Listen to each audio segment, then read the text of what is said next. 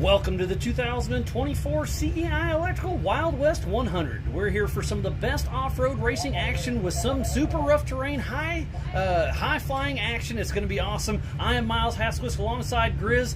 We're about to get this party started. It's going to be awesome. So we got 4,500 comp and stock all out there running. Yeah, so it's three classes all racing at the same time, and I think they're waiting on us, Grizz. Let's go ahead and get it going. Let's go.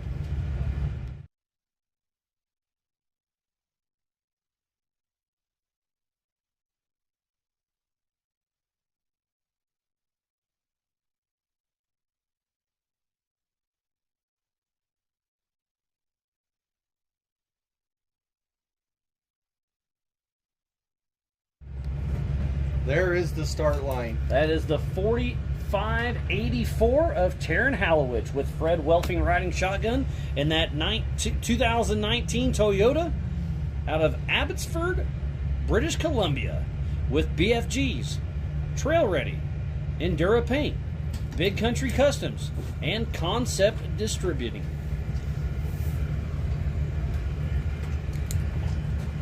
Aaron, we're good.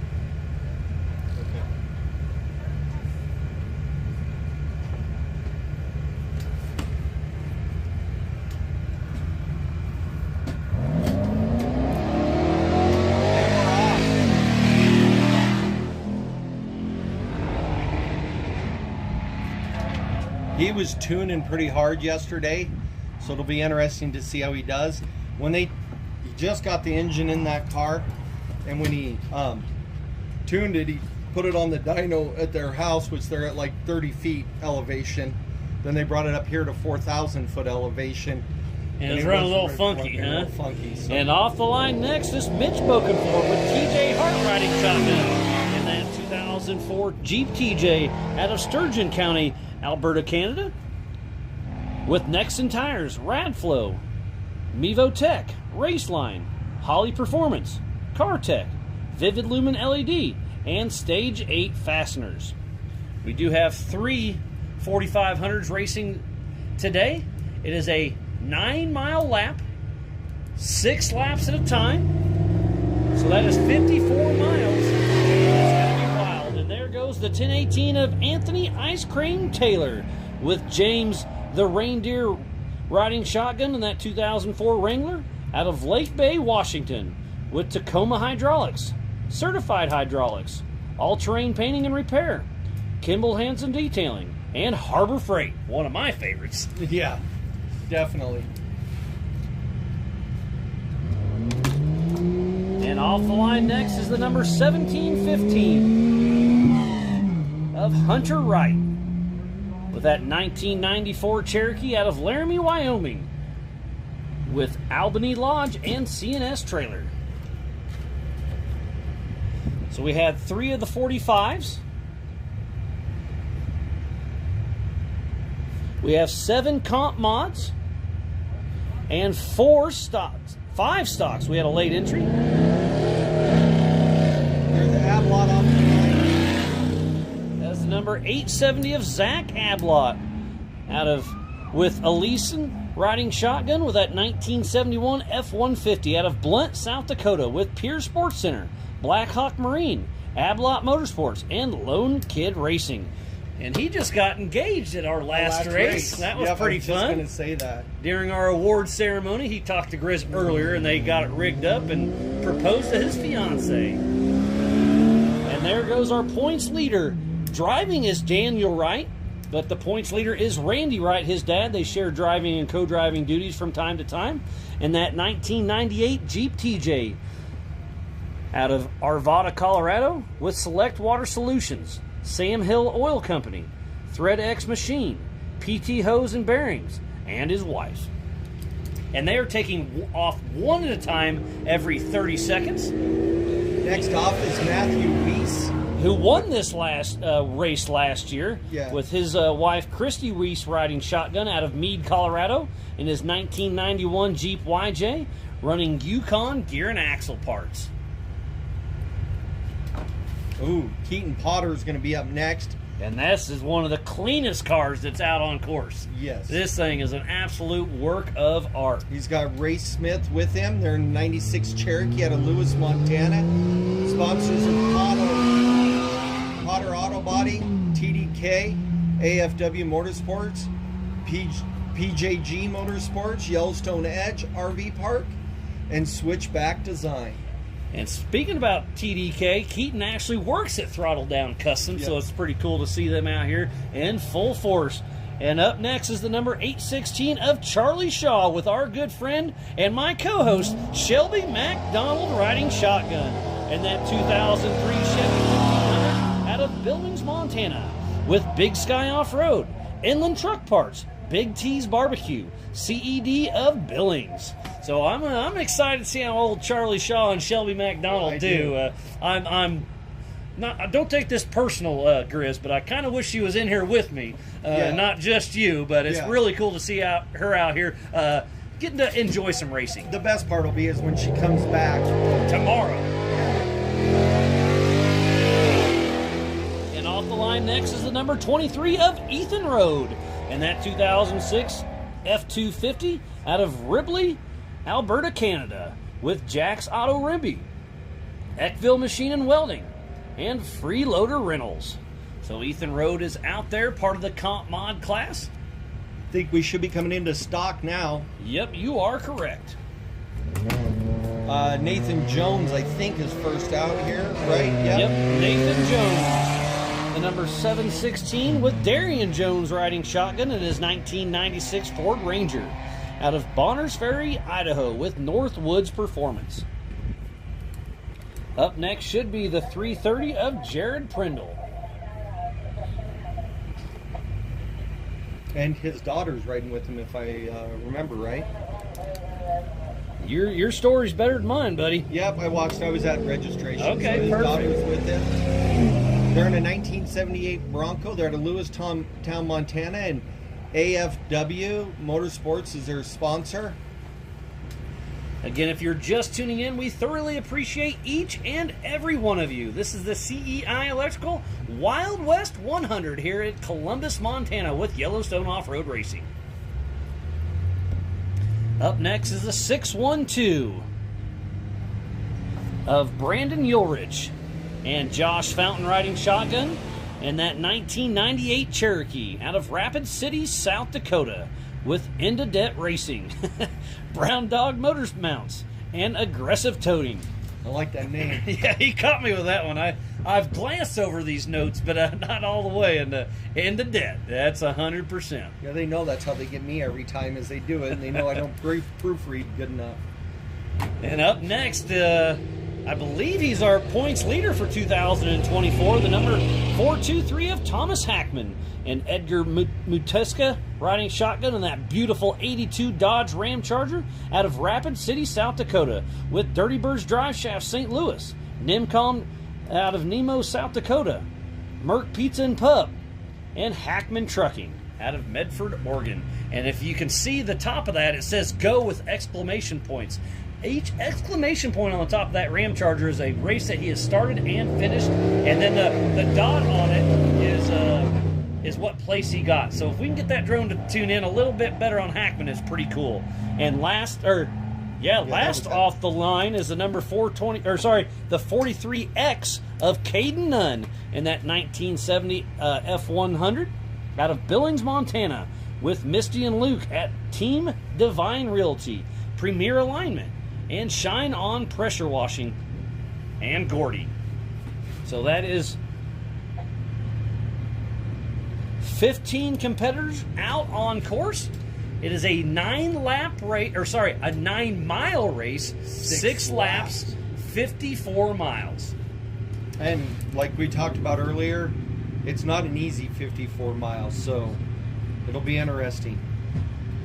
And a lot of these stock trucks, the first 3 out of the gate were 4-wheel drive. A couple other ones were 4-wheel drive, but for the most part, these are 2-wheel drive trucks. That's pretty impressive.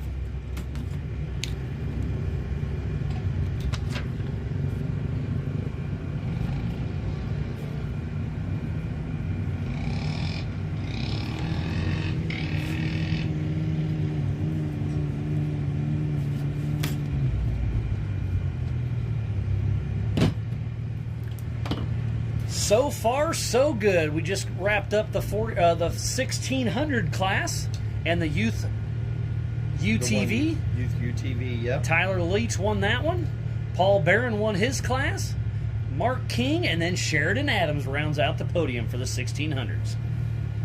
And now we're just waiting. You can see a lot of dust on this beautiful 589-acre private ranch. Thanks again to Al Hogan, who is a legend of off-road. He's won down at the Baja 1000. He's been off-road racing in Montana for 30, 40 years now. He's been racing down south forever. I mean, for those of us who know the movie Dust to Glory, he's in it.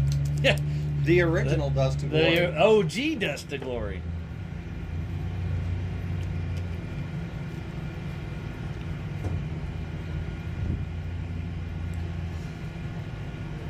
We are just outside of Columbus, Montana, situated on the north bank of the Yellowstone River, located about 40 miles west of Billings.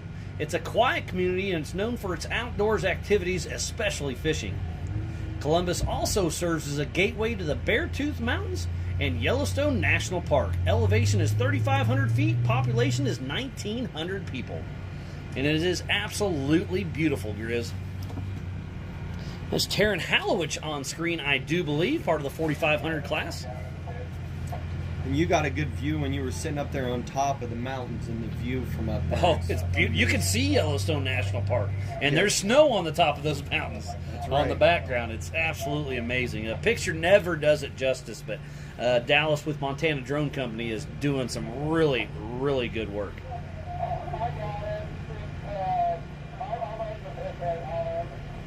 Trying to figure where they are up there on that top. I know they're in the top. I'm just should know this track better, I would think. I know. I don't know. I think they're in the woods. Yeah, they just went into the woods. Yeah, it's a really fun race course. And that is Mitch Bokenfor, I believe. Yep, that's who that looks like to me.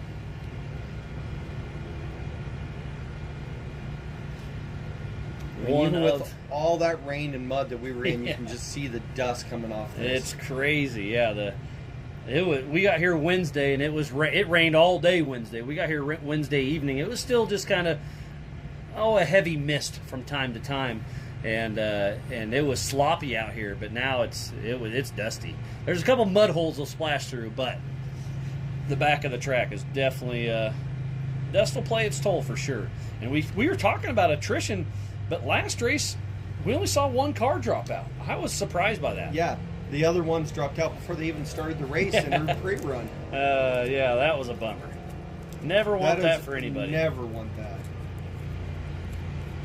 Oh, it looks like somebody just went by Dead Man's Corner and should be coming on the top of the hill climb hill. So he's at race mile 5, just after race mile 5 right now. So we'll see him coming down by the hot pits here shortly. It'll be the first one we see if they pull into the hot pits or if they take the dive off. Yeah, the hot pits weren't nearly as busy during the last race as I anticipated. I think we're going to see them in these races here be a little bit busier. And that was Taryn Hallowich. Yep. With Fred Welfing riding shotgun out of Canada, Abbotsford. We got a lot of Canadians that came down and raced with Yellowstone Off-Road Racing. It's really cool. They always do. I love it. I think it's fairly close for them. Probably one of their closest races. Yeah. Yeah, they definitely enjoy racing.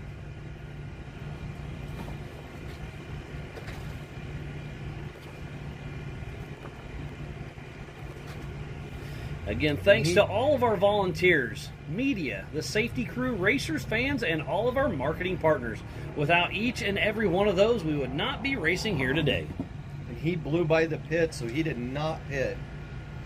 He stayed on race course. And that's Mitch Bokenfor, correct? Yep. So did we miss Taryn? Or... No, that was Taryn. Sorry. Okay, that was Taryn. Sorry, you're right. Correct. Sorry, that was Taryn. So that was Taryn Hallowich. Our physical race leader. There's Mitch on screen right now. Okay. Got a little mixed up on where we were on course. So there's physical second place. So Taryn, they took off every 30 seconds. This race is on adjusted time, but Taryn's already got almost a 2-minute lead, it looks like. Yeah. And he came out of here hot, and he was put that engine in. He was planning on running hard was his goal. So yeah, tough break. But that's part of racing. There's an either-or right there at race mile 6. And Mitch decides to take the inside lane. And that was my question on this. When they were racing up it, because the outside lane is smooth and just a sweeper where you can just stay on the gas, what were you going to take? Yeah. You know. And now they're taking the most direct line as Mitch Bokenfour bypasses the hot pits. Race mile number 6.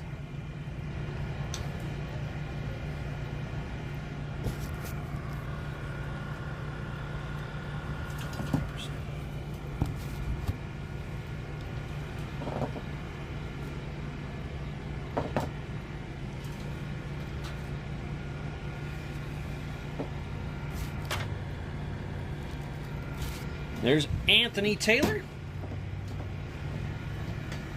with James riding shotgun.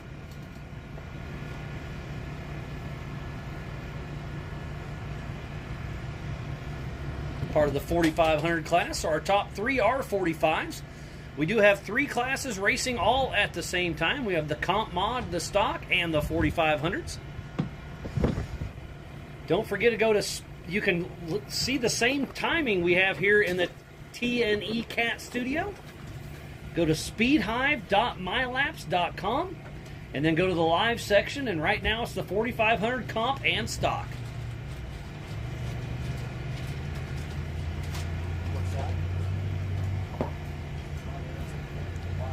Thank you everybody for tuning in to the CEI Electrical Wild West 100. And this coverage of Yellowstone off-road racing is going to be amazing to watch. Thank you, everybody, for tuning in. And there's Ablot, I do believe. Can't tell if that's Zach or Mike. I believe that was Mike, the old Ford. I'm still trying to learn some of these trucks. I do apologize, but doing my best.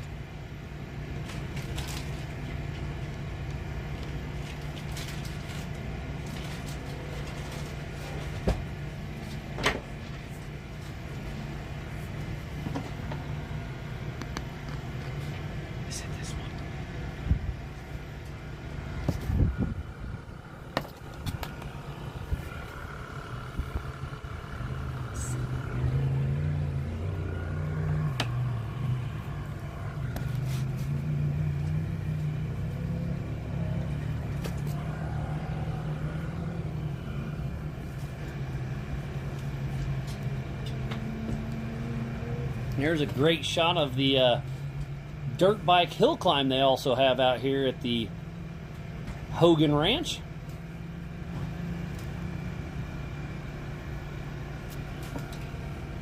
I believe that's Hunter Wright who's in the lead of the comp mods. Well, that would put Zach Ablot actually in the lead. So that's Hunter Wright who took off in front of Ablot. So Ablot has taken over Hunter Wright. All right, I'm back.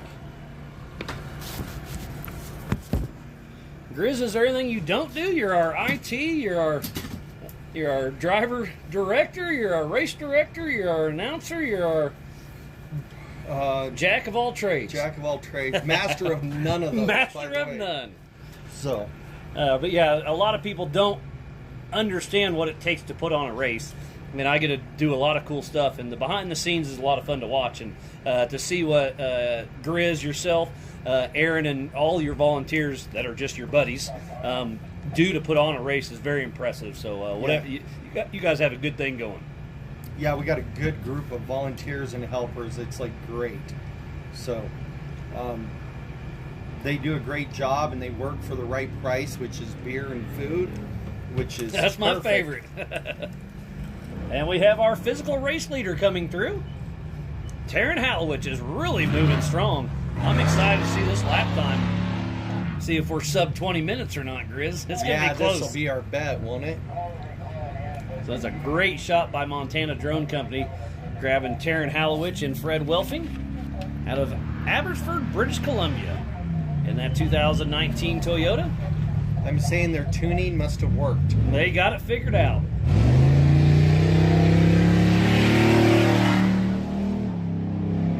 So Taryn Hallowich out on lap number 2 of 6.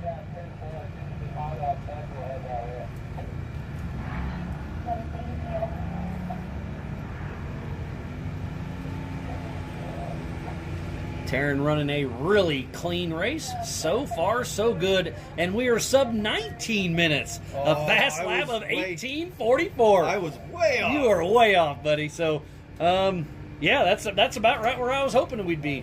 That's pretty impressive. So Taryn's running one heck of a race. That's pretty impressive on this track in my eyes. So I was only 25 minutes off on my first guess for the 1600s. Yeah. You were only 4 minutes off of this race, so we're getting closer. So we're getting closer.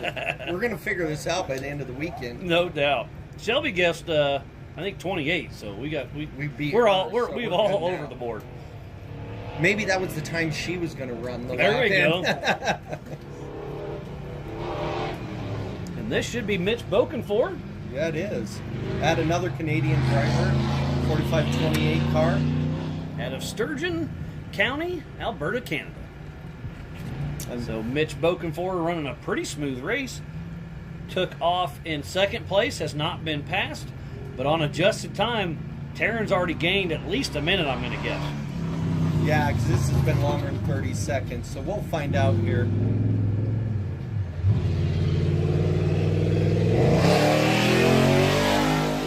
It just hammers down with a lap time of a 19:51. So yeah, right at a minute 6. Lead that Taryn gained on that first lap. 9-mile laps, 6 miles apiece. They took off every 30 seconds. Yeah. This race is on adjusted time. Yeah, timing is working perfect. Erin's in timing. She's doing a phenomenal job. Like she is the heart of this, because timing is 100% the best thing. So she takes care of the timing, registration. You name it. All my driver's notes, getting the beverages doing the cold. maps. I was gone, so she mapped the track when I was gone. So yeah, so you can go to speedhive.mylaps.com for the same timing we have in the T&E Cat Studio.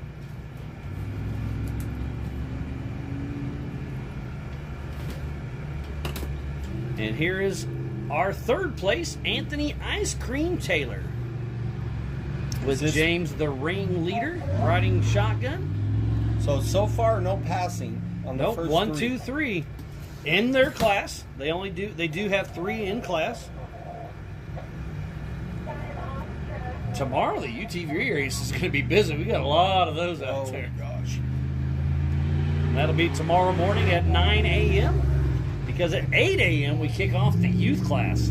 We got 5 of the little guys and gals out there. So a time for Anthony Ice Cream Taylor is 21:02, sitting in that physical 3rd position, going around the mud hole that you and I created a couple nights ago.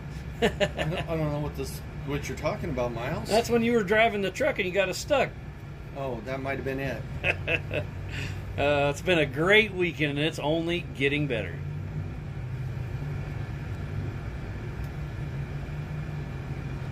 And it looks like Ablot is our first so that in the means comp he's mod. Past Hunter Wright.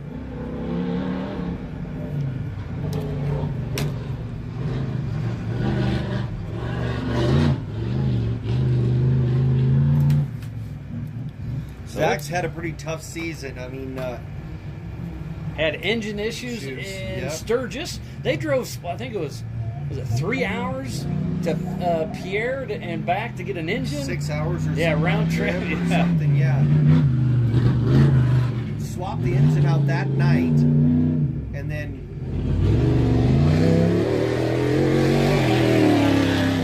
swapped the heads out. Sorry, not the whole engine. That's what it was. Spent all night doing it, got up, made it a little bit, and it broke. So Hunter Wright driving for his dad, Randy, sitting in that second position, but is leading the points for this series.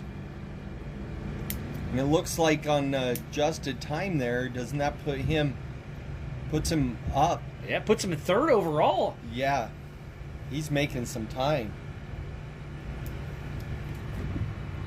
Oh, I got it mixed up. I was looking at Hunter Wright. That is Daniel Wright. So you're correct on my. I was just looking at my sheet wrong. Oh so, yeah, sorry. He moved up.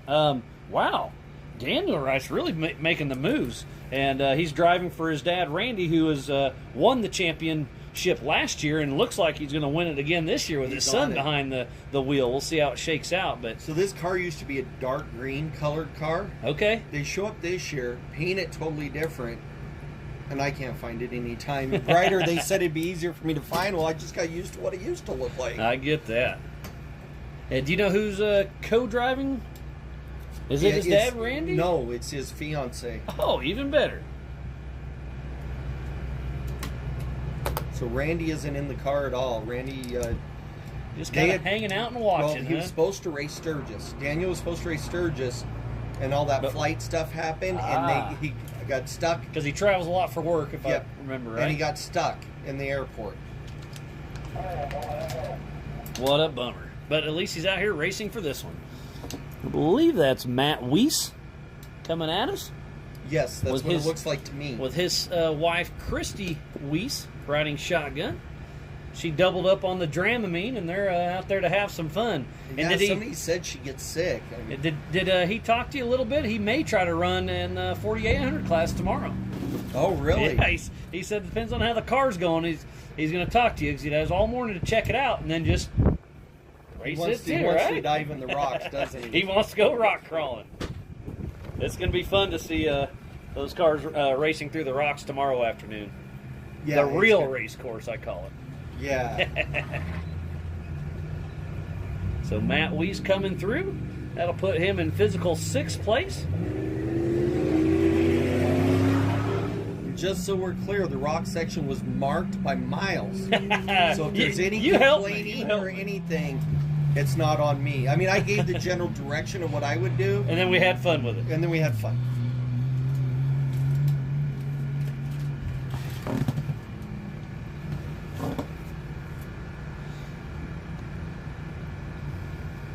I think this is Hunter Wright that we were talking about. Yes, correct.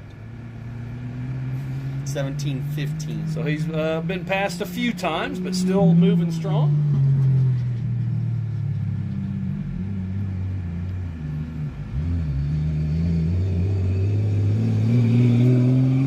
That looks like I'm pretty sure that's Jeep Speed car setup, yeah, very similar, yeah. Yeah, Hunter Wright in that 94 Cherokee out of Laramie, Wyoming. There is a hot pit at roughly race mile number 6. It is a 9-mile course. This race is on adjusted time. They took off one at a time every 30 seconds. So what's that mean? That means basically you're racing your own time. There's other people's on course, but everybody's time started when they started, not necessarily when the first person started. Exactly. So make it fair. I really like the way, that's the way Ultra 4 King of the Hammers does it, and glad to see Y.O.R.R follow suit. And it's just a great way of racing. It keeps them off. We do race our first race of the season. They do start side by side. Oh, there's enough room out there. There's enough room, so they start side by side. Still on adjusted time after that. It's 2 at a time every 30 seconds. So looks like he got Keaton Potter. He was moving at the road crossing. I think he was getting a little too excited. But the car still looks like it's working well. It looks like Charlie Shaw is going to be catching him here in a second. We'll see how that all plays out. So Keaton Potter and Ray Smith in that 1996 Cherokee out of Lewistown, Montana. Part of the TDK crew.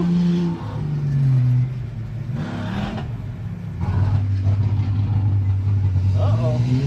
I hear Charlie Shaw, and he was spitting and sputtering. So Keaton Potter clicking off another lap, heading out for lap number 2 of 6. And oh no, Charlie Shaw pulls off just shy of finishing first lap. He was moving really strong and then hit a bump and it started spitting and sputtering. Hate to say this, but did they forget to fuel it? Anything's possible. I've seen that happen. Right. And Dallas with Montana Drone heads over to check it out for us. I don't see Shelby McDonald hopping out of the car yet. No. I think he's been fighting fuel issues a lot lately. I mean, that's what it sounded like. It was drivability. So tough break for Charlie Shaw and Shelby McDonald. We'll see. We'll see what happens. Remember, this is a no chase race, so only a fellow competitor or a Y.O.R.R safety member can help them. Yep. So we'll see if Shelby hops out of the car and gives Charlie a hand, or well, Charlie's still in the car too. Yeah, he put dual fuel filters and dual fuel pumps on this. So, because he was having so much problems with the fuel tank and stuff, he just doubled everything up. So, I hate hopefully to hear he'll that. just be able to switch to the other pump and get going again. So I think here's our stock leader, the number 330 of Jared Prindle, with his daughter riding shotgun in that 1978 Bronco out of Lewistown, Montana, with AFW Motorsports. Next up is Thomas Hackman, right behind him. So, and Thomas Hackman started 2 spots behind Prindle, so started a minute behind, but yet he's right behind him. So it looks like to me like Thomas on adjusted time might be ahead of him. And we'll have to take a look. And Thomas Hackman is our points leader for the championship. We'll see if he can keep it going.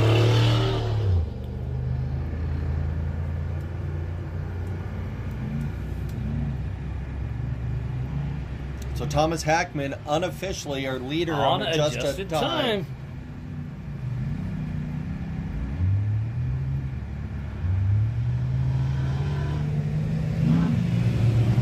And there comes Brandon Ulrich, physical third and on adjusted time there. Oh, and Charlie Shaw back and moving. So not sure what happened, but Charlie Shaw clicking off a lap with Shelby riding shotgun. And it sounded good. It sounded healthy. So now he's got some lap traffic ahead of him. Yeah, he let that's a few of those stock cars go by. Tough break for Shaw, but hey, back and running. Charlie is one of what we consider ROG's original All right. guys. So he's been around here since the start. So helping, racing, doing everything. So before Y.O.R.R was a series, he was even racing. So That's just cool. when we were out here having fun racing. And it's cool that Shelby, she's grown up with her dad Brent out here, and she's been here her whole life, and to see her able to hop in and do a little co-drive is pretty cool. Yeah, after last season when she had the bad wreck, they in the Bronco, car in the Bronco. So it's nice to see her out in the car. Even kind of cool to see her not, even though she's not driving. So. And I was talking to Brent earlier. He hopped on the show with us, and he was saying they're actively working on a new race truck that Shelby will be piloting next year. Yep. So she'll hopefully be in the booth with me most of the time, but anytime you can get behind a steering wheel, I don't blame anybody. I don't either. Erin's going to race tomorrow morning. I'm running timing. Yeah, she's going to be on a 170. 170 I think, did they yes. have to cut the roof so her head sticks through, or how do you do Yeah, we that? put a special bar over the top just so her head will fit through. So, But it's more her speed. yeah, nice and slow. I'm actually terrified. I guess she heard us. She's yelling at you, Chris, Yeah, she says she's actually terrified. which I don't blame her. But it was funny when Bella, who she's racing with, drove the machine from their house. They live a block away from us. Charlie's In town? daughter. In town. Okay. Just it's in the neighborhood. So that's And Charlie Shaw's daughter? It's Charlie Oh, Shaw's cool. daughter. So you can see their house from our back porch. They drove around the block, and she drove over and then asked Erin to ride with her. That's really So it cool. was super cool. So you're going to be doing timing in the morning, huh? I will be doing timing. So whatever he announces when he says unofficial, it's definitely unofficial with me doing the timing. Erin's going to set it up, hit start, And then you're I'm gonna babysit it. I'm going to babysit it. I used to do timing, and then I've just luckily been able to get away from it. Luckily, Erin's good at it.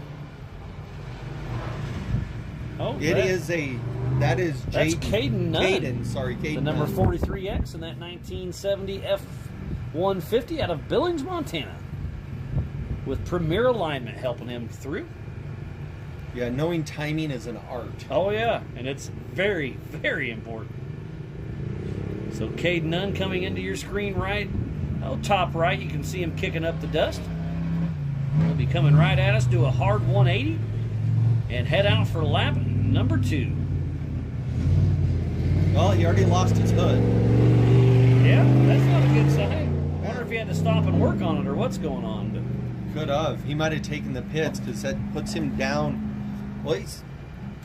Well, we haven't seen Nathan Jones come through. That is right. yeah, so the 7-1, that was he took off the line first in that class. Yeah.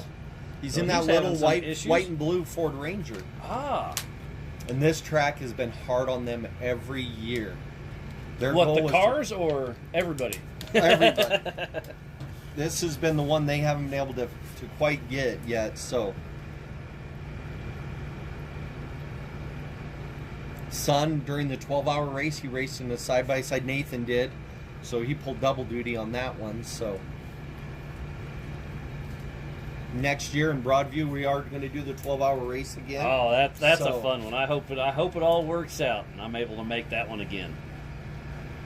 That's a long day. It's a long day. It's a 12-hour. When you first said it, it didn't even click to me. I was like, yeah, 12-hour race sounds awesome. Oh no, that means talking for 12 hours straight. Forgot about that Well, part. probably 13 by the time it was all said and done. No doubt. Because We of the deserved those adjusted beers time. that night. Oh, gosh. Thanks again for everybody tuning in. This coverage of Yellowstone off-road racing for the Wild West 100 is presented by CEI Electrical and is brought to you by our official sponsors: Elevated Power Sports, Jim and Tracy's Alignment, DRW Performance, Epic Racewear, Must Be Nice Performance, and by Blackbeard Broncos. So thank you to everybody who makes this possible. It's been a wonderful season, and we're just getting started for race number 2 on day number 1. Believe that's Anthony Taylor at race mile number 6. We'll see if he dives into the hot pits or not.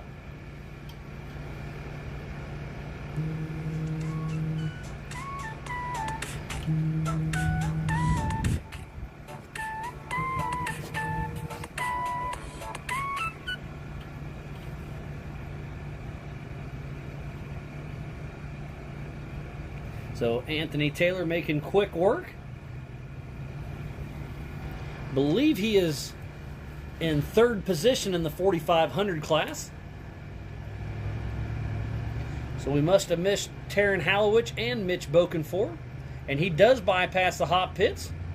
Gets a little kicker right there at that first little jump. That's going to be a fun one to watch the rest of the weekend.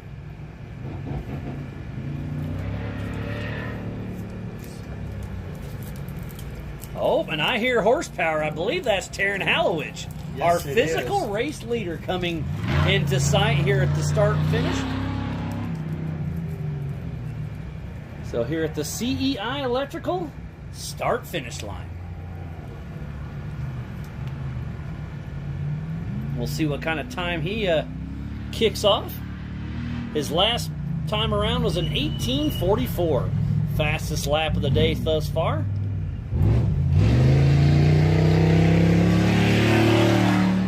And Taryn really on a mission. The car looks great. I didn't see anything hanging. I kept talking about attrition. But so far it's been going pretty smooth now that I just jinxed him. Yeah, no doubt, but I'm amazed. And he just knocked off 20 seconds off his last, so now fastest lap time is an 18:35. You would think that track would be getting torn up by now, so.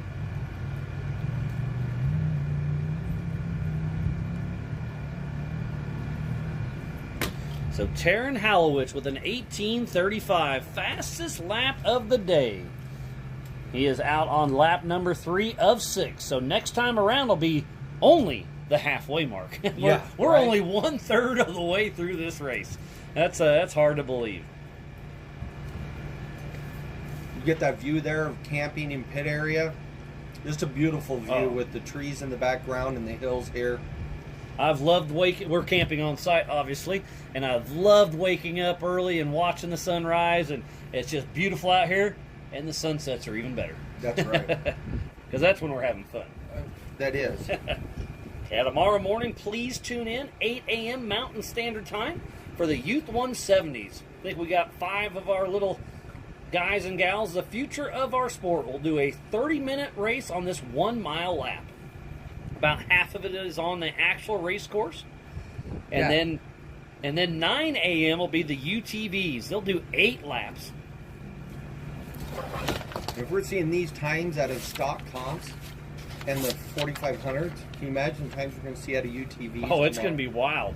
Yeah, at 9 a.m. the UTVs kick off, and it's going to be fast. And then 1:30 is the Pros Unlimited, the 4400s, and the 4800s. It's going to be a fun one to watch. So be sure to tune in all day tomorrow. But if you're in the area, if you're within the driving range of Billings, we're just outside of Columbus. We have lots of camping still. We have lots of area to come out and hang out. It's absolutely beautiful. It's only $20 per person. Kids 12 and under are free, so come on out.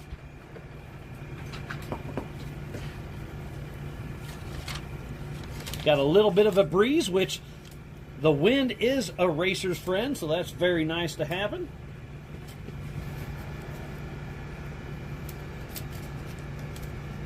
Miles is prepared. He's got his rubber bands on his clipboards. I got my notes out here, and I'm used to playing with the elements. So let's kind of go over our different classes there, Grizz. Yeah. We have the modified stock, and that is engine has to be in stock location. Yep. High horsepower mods are not allowed, but you can upgrade headers, intake, and carburetor. Drivetrain combos must match OEM, whether it's an IFS, straight axle, TTB, or whatnot. Wheelbase must stay within 4 inches of OEM, maximum of a 33-inch tire. And give us what the comp mods are. Comp mods are any one of the following are allowed. You can have coilover shocks allowed front or rear, not on both. 2-inch shocks per wheel on 2 or 1 of 2.5 on 1 axle. Any axle allowed, so you can switch that up. 37-inch max tire. Modified engine and engine swaps allowed, must stay in the stock location, so you can't move it back or forth or anywhere there. Factory frame rails are required to be intact under the vehicle, so must contain the full stock frame. And it has to be the same design, OEM. They have to start without all their body parts have to start on. We don't make them finish with it in case Well, obviously we saw Caden not finish with the hood already. And then we also have our 4500s out there, which is very similar to the modifieds, except for you can have 2 shocks per corner, same 37-inch DOT tire. Mechanical steering is a big thing for the 4500s. Is that similar to the mods as well? Yep, mechanical. Okay. You can't run hydro. So yeah, so we have 3 different classes running at the same time. The 4500s and the mods are very similar, but then the stocks are pretty fun to watch because it's. I mean, Stocks some of them are. I mean, most of them started out as daily drivers. I mean, I guess all of them did. I mean, that's where you see your Cherokees. A lot of Cherokees are in that stock class. A lot of Ford Rangers. Those are always a great one to build into a stock truck. Oh, those the Rangers are cool. We'll see Nick Nicola and his fancy Ford Ranger tomorrow. No. Oh. He does not have the big car. I saw his name on the list, right? Yep. Okay. He's driving a different car. Oh. So. Doing a little trickery, huh? Yeah. It's or just a car it's to keep his points. He's racing in the pro class in a comp truck. Okay, it's so his truck isn't ready. So he's bringing another truck. You can race up. You just can't race down. Okay, I like that style. So he took he's got his pre-runners, what he calls it, comp configuration, and he bumped that up just so he could keep going after his points. So it looks like it'll be Anthony Taylor.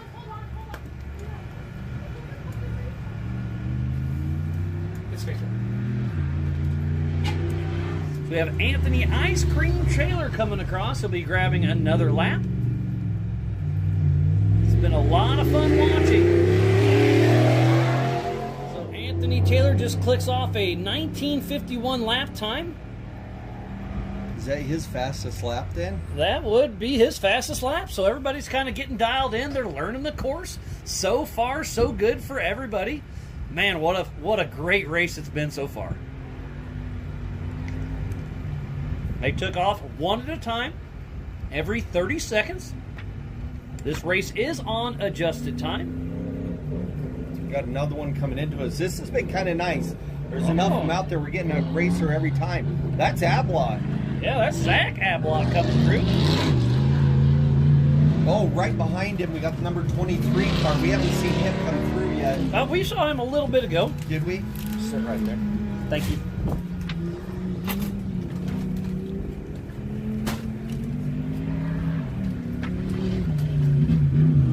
So Ablot's running really smooth. So that's going to put him.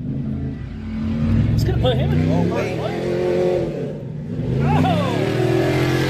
Ablot getting all sorts of slideways, but able to keep her under control. Battling out there with the number 23. Ethan Rowe. Ethan Rowe. Yeah, you're right. We haven't seen him yet. We Yep. saw him take off, but he must have had But issues. you just saw that with the 03 car. Daniel Wright came right behind. I missed it. Yeah, he came right behind him. He was on his tail with the whole. Okay, so there's three of them nose to tail, huh? Nose to tail, and that just put Daniel Wright in Oh, what a an great official battle. lead spot for the comp class. I don't know what he said, but he said it. And that is Daniel Wright. You can see right the battle behind right Ethan there. Road, and they're trying to chase down Zach Ablot. So hopefully he pulls over right here and lets Daniel by. Oh, this is some great racing. Dallas with Montana Drones catching some awesome action out here.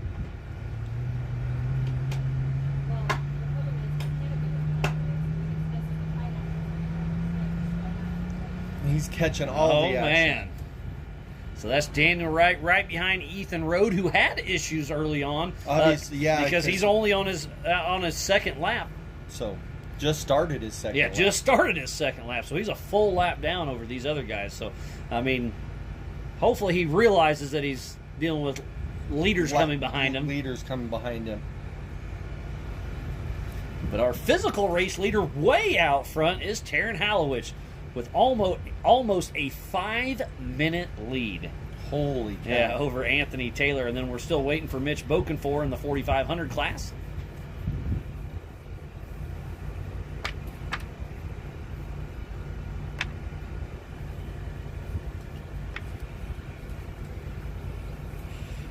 It's been a great day of racing thus far. Thank you, everybody, for tuning in to the Wild West 100. And a huge shout out to CEI Electrical, Wild West Off-Road Series, Elevated Power Sports, Can-Am, Epic Racewear, DRW Performance, Jim and Tracy's Alignment, Blackbeard Bronco, Must Be Nice Performance, T&E Cat for this live show, C4 Fabrication, Montana Drone Company bringing these amazing shots, Pierport Sports Center, Mickey Thompson, Dakota Alignment and Frame, Throttle Down Customs, Roller Constructions, and Rugged Race Radios. Thank you to each and every one of those. We would not be out here racing today without them. And like you always say, support those who support us. So. 100%. Whether you're building a rock crawler, a race car, a tow rig, check out these amazing partners that support Yellowstone Off-Road. And that's a great shot of the hot pits. The start finish is just at the bottom of the screen there. And just look at that amazing backdrop. It's just absolutely gorgeous up here. This is why they call it Big Sky Country. Look at that blue sky in the background.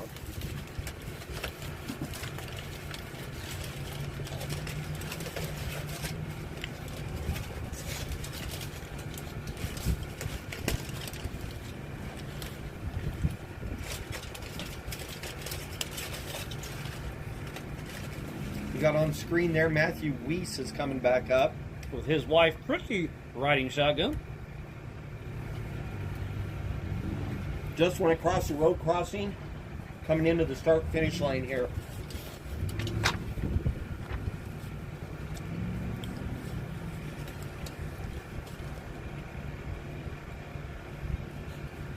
She hasn't made as many races this year.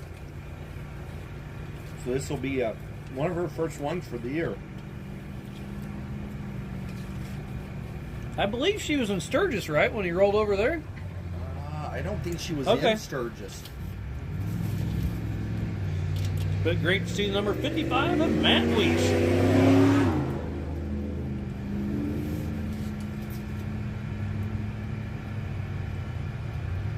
Out of Meade, Colorado. You talk about relationship building 101. I've gone canoeing and had some issues. I can't imagine racing with your wife. Right? There's no way me and Aaron are going to race in a car together. You just do race car things. Yeah.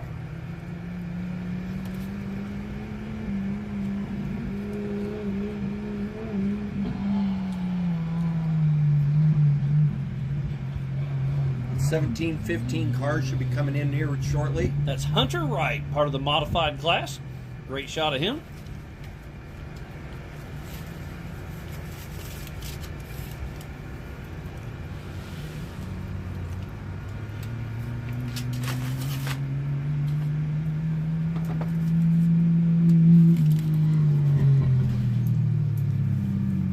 Coming right up here across the CI electrical start finish.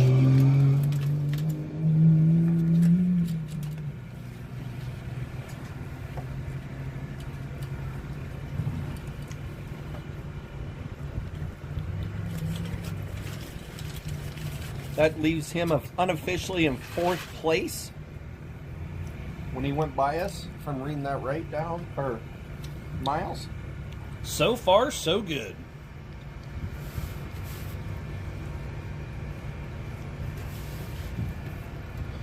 And that is Hunter Wright still clicking along. So that puts him out on his 3rd lap. So next time around will be the halfway mark. And we should see Taryn come through here, I'm going to say pretty quickly. Yeah, I think so. Been a great run by all thus far.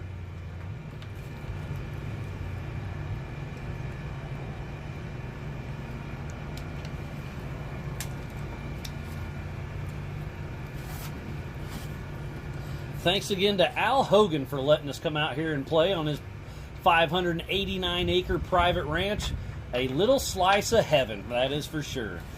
He was supposed to show up this weekend. Have you seen him yet? I have not, but Hopefully he shows up tomorrow. I just missed him. Yeah.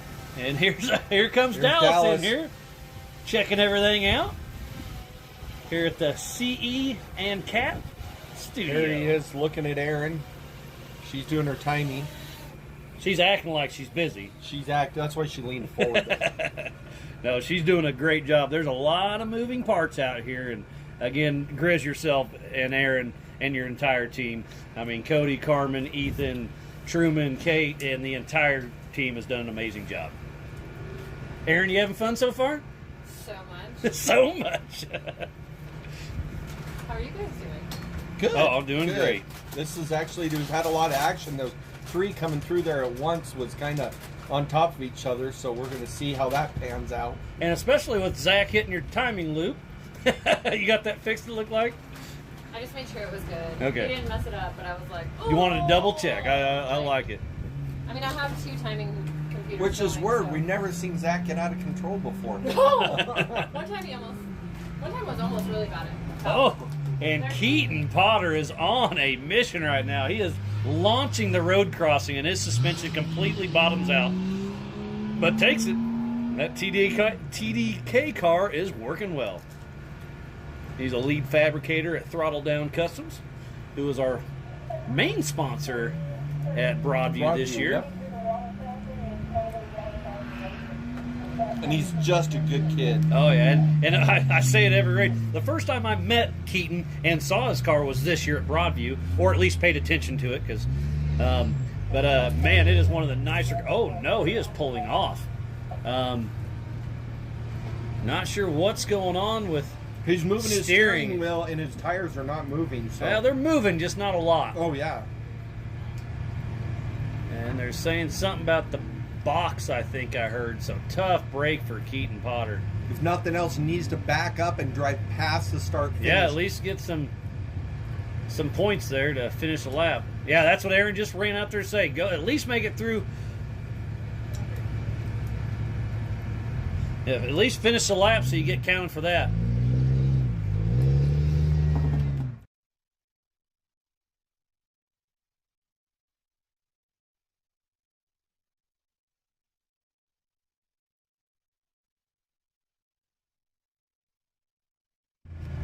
So this is a no chase race except for where it's convenient, like here at the start finish, in the hot pits. We don't want people going out on course, but if it's here, we do that so they don't go out on course. Yes, so just for safety this reasons. Area, so we're fine with it. But that was a good move by him for coming across. By Aaron to tell him at least make your finish line. Yeah. For points reasons and whatnot. And Thomas Hackman, we got a chase coming in yes, right now. This is a great race. So Thomas Hackman is leading in the stock class. And right in front of him is Jared Prindle. Okay, I didn't catch that one. Oh, no. Keaton Potter's Potter's heading to the pits. So is that a good thing because he's going to go fix it, or is it a bad thing that he's calling it a day? I don't know. There goes the 330 of Jared Prindle. And Thomas Hackman is right behind him. So Thomas Hackman took off in 4th position. Prindle took off in 2nd. So on adjusted time, Hackman has him by 1 minute. Oh, that's wow. pretty impressive. But Hackman's having to fight with Prindle's dust. So physically out on course in the stock class, it's Prindle and then Hackman. But on adjusted time, like I said, go to speedhive.mylaps.com and then go to the Y.O.R.R, Y-O-R-R, live link inside of the Speed Hive, and you can get the same timing we have here in the T&E Cat Studio. And this is a nice studio brought to us by Andrew, one of our volunteers. Yeah, Andrews. He's been out here side ripping doors around. open. We can see all areas of this track. Absolutely. Yeah, Team Double D, Don and Dean, they did tech this morning. They got everybody lined up, and tech, it's fairly simple, but you got to know what you're looking for. Yeah. Lineup, it's like herding cats. They do a really good job with that. Yes. That's a tough job. And here's our physical race leader, Taryn Hallowich. We are officially at the halfway mark for this race, and Taryn just threw down an 8:36. 1 second off his fastest lap of a 18:35. So you talk about consistency. Taryn Hallowich has this course figured out. And still, way faster than I would ever guess. So, kind of cool to see that.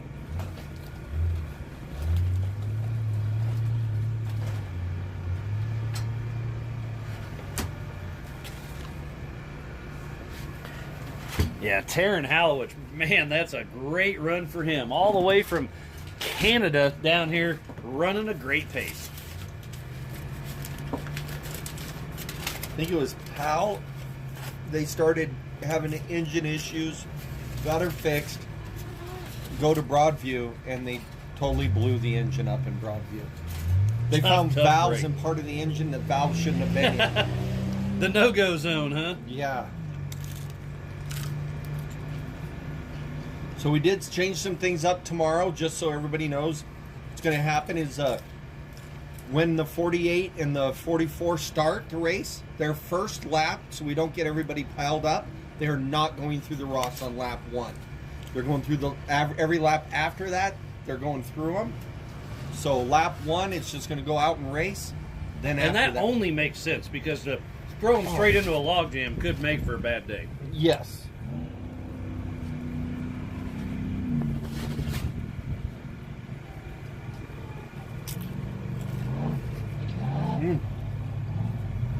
Charlie Shaw and Shelby McDonald coming through. We saw them pull off earlier with some kind of fuel issue or something, so really glad to see them moving strong.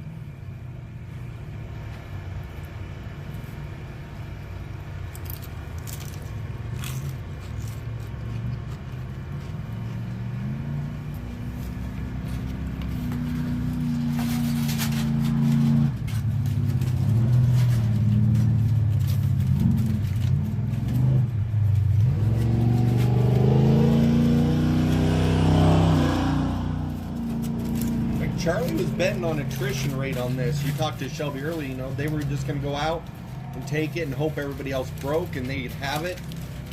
And now they're running pretty strong. So they're running strong, but as soon as the visor goes down, people drop off either. Yeah, well, we were talking about that. I assumed the attrition rate would be really high.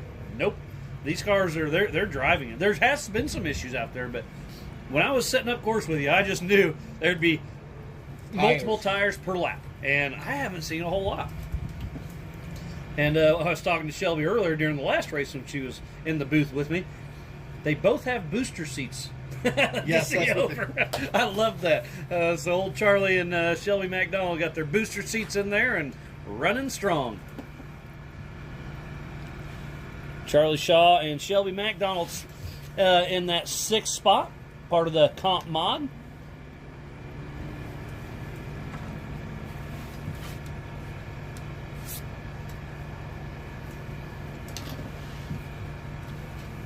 You guys can see Dallas doing some awesome shots there.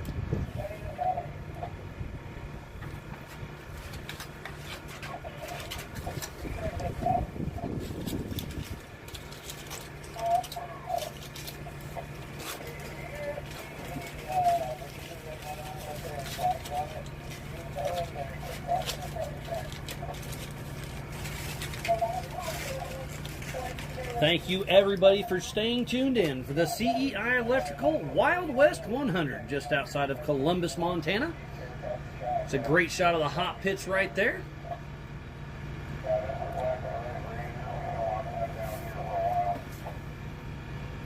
That looks like that's Tucker's pit there.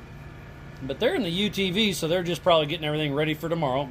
And they got their kids. I know they share who they got two kids that race the Youth 170, and they take turns. Yep. I remember Tucker saying, I offered to buy a second one, but they just really like riding with each other. I thought that was really cute. So, and I think the Caden daughter's and Brayson? racing, yep. Okay. And the daughter's driving tomorrow. So. Cool.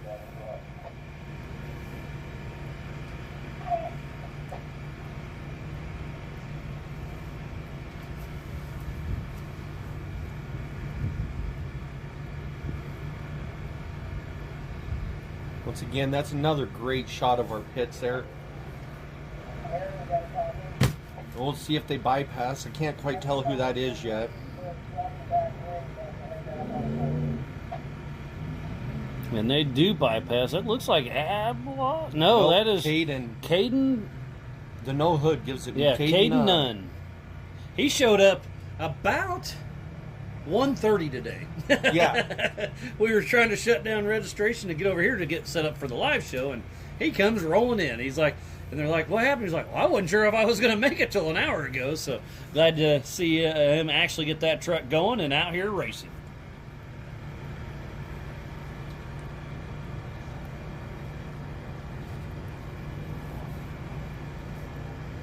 It is absolutely beautiful here at Al Hogan's private ranch, 589 acres.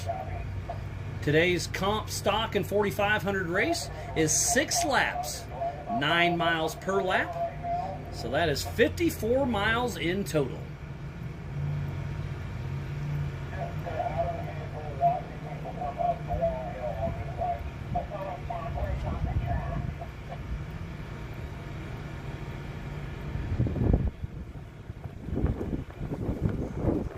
Is picking up a little bit. Always nice for the racers. Not so much for my paperwork.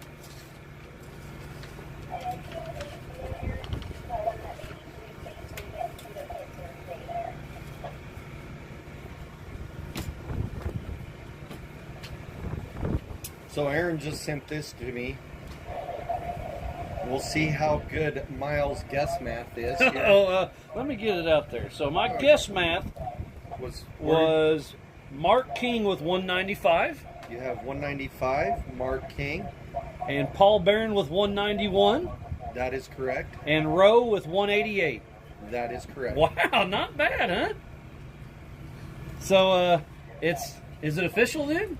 Mark King? Or? I think that's what she has on her math, so Okay. I think Mark King is our official winner. For the 2024 Yellowstone Off-Road Series champion for the 1600 class. Mark King, that's good on you, buddy. That's pretty cool. That was a brutal 3 laps today, I'm absolutely sure of. And to come through and make that happen is very, very impressive. So good on you, Mark King. And then Sawyer Leach won that race for the youth UTV. So it's been a lot of fun out here, Grizz. I just appreciate you bringing me along for the ride. It's been a lot of fun. It's been awesome. It's been having great. You. I've really enjoyed myself this season. Yeah. And I hear horsepower out there. It looks like Ablot to me, but I only got a that glimpse. is Ablot. So that must be Mike Ablot, correct? That's Zach. That's Zach Ablot right there, racing. So the 870 of Zach Ablot being chased down by Anthony Taylor. I would imagine by now you're seeing shock fade and everything else that's on a good these cars. It's a good call, and I was just watching Taylor right there that comes through the screen, and he's got that big winch hanging over the front of that axle, and yeah, it was bouncing pretty good. So good call to shake. Zach Oblet, all sorts of slideways coming through the CEI Electrical start finish with Ice Cream Taylor hot on his heels. They are in different classes. Zach Ablot is leading the mod. Taryn Hallowich is leading the 4500, and Thomas Hackman is leading the stock class. And here comes Daniel Wright. Which I think this is going to give us a change here. We'll see.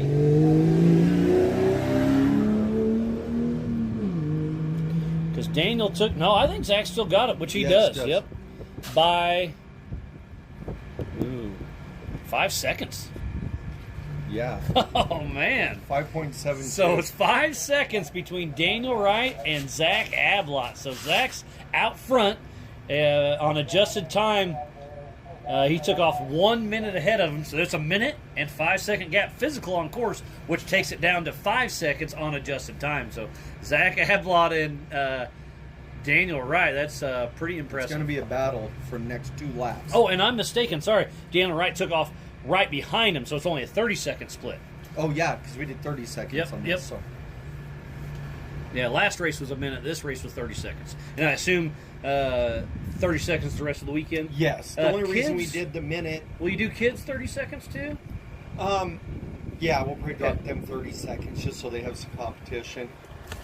If Aaron wants, we might let them go side by side, but that's going to be her call on that. That'd be fun to watch. I mean, actually, I'm doing timing, so do I Oh, get there make the call? Hey, I mean, it's me and you she's can racing. vote. She's racing. So she doesn't have a call. That'd she be... has no say-so. Yeah. So, I mean, me and you can vote on whatever we Boom. want. So, side-by-side Side- start for the 170s. I like it. I like it. There's 4 of them, right? 5, I think. Oh, perfect. So let's let the leader take off by themselves. And then 2 and 2. 2. Yeah. There we go. Or do 5 in a row, do land rush. I would do land rush on anywhere, but this start Yeah, here. not here, because it goes pretty tight and through a tunnel within about 20 seconds. Yeah, we do when we run the other way, we do land rush the 1600s. Oh, okay. Which last year was a riot to watch.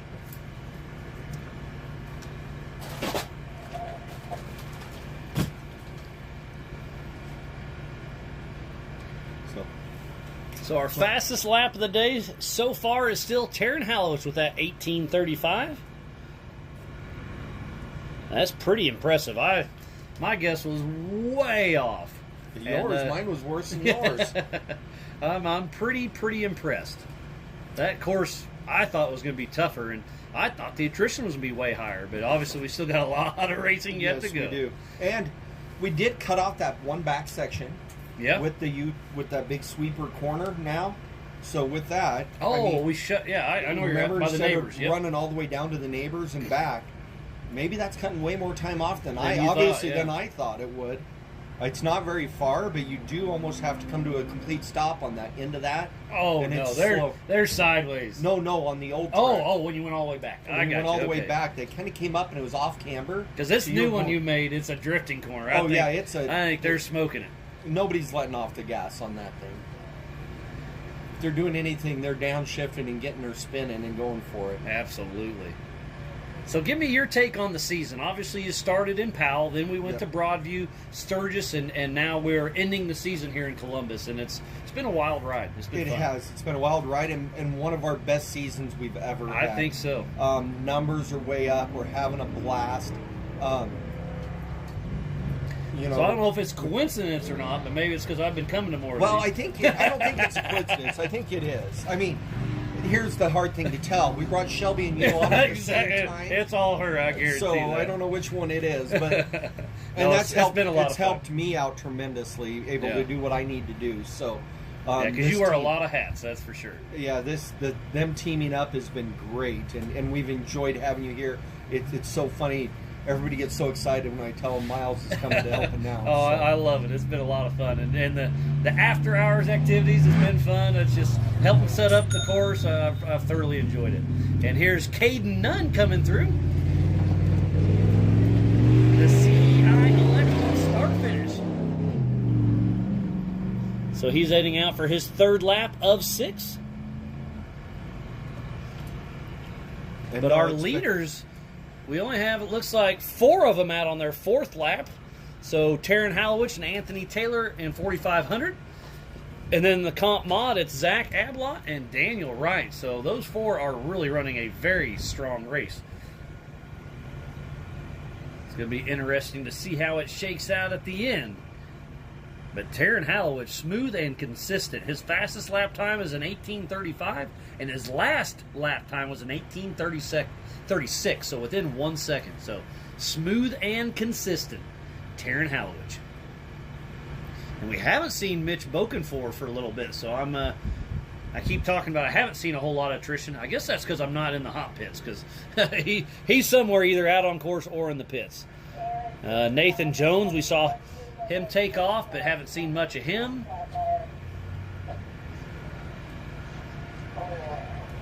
Yeah, I have not seen him since he took off. Well, it looks like he must have got one lap. He down. he started his first lap. Oh yeah, that's right. So Again, if you want the same timing we have here in the T&E Cat Studio, make sure you go to speedhive.mylaps.com. And then go to the live section and search out Y.O.R.R, Y-O-R-R. And this is the 4,500 comp and stock. And coming through next is the number 23 of Ethan Road in a fairly stock-looking F250. It is a modified car, but it still has all the body panels. Well, at least most of them. yeah. On that search, when you're looking that up, it does look like you have a choice of Wild West 100. So you might have to look into that up. So have one up on your iPad, have Yellowstone Off-Road up on the YouTube on your big TV, and sit down and enjoy the rest of the evening. And then tomorrow, we're going to be just shy of 12 hours. Yeah, we're used to that, right? It's going to be a good day. And then the celebration starts. We'll give out some of those Fire River Racing, thanks to the Prendergast family, trophies. And championship trophies and payouts on both ends. Oh, of that. there's money too. That's just terrible. That's terrible part of it, right? It's going to be a great weekend, and we are just in the heart of day number 1 right here for the Wild West 100, presented by CEI Electrical. Thanks to Brent Burton and his entire team.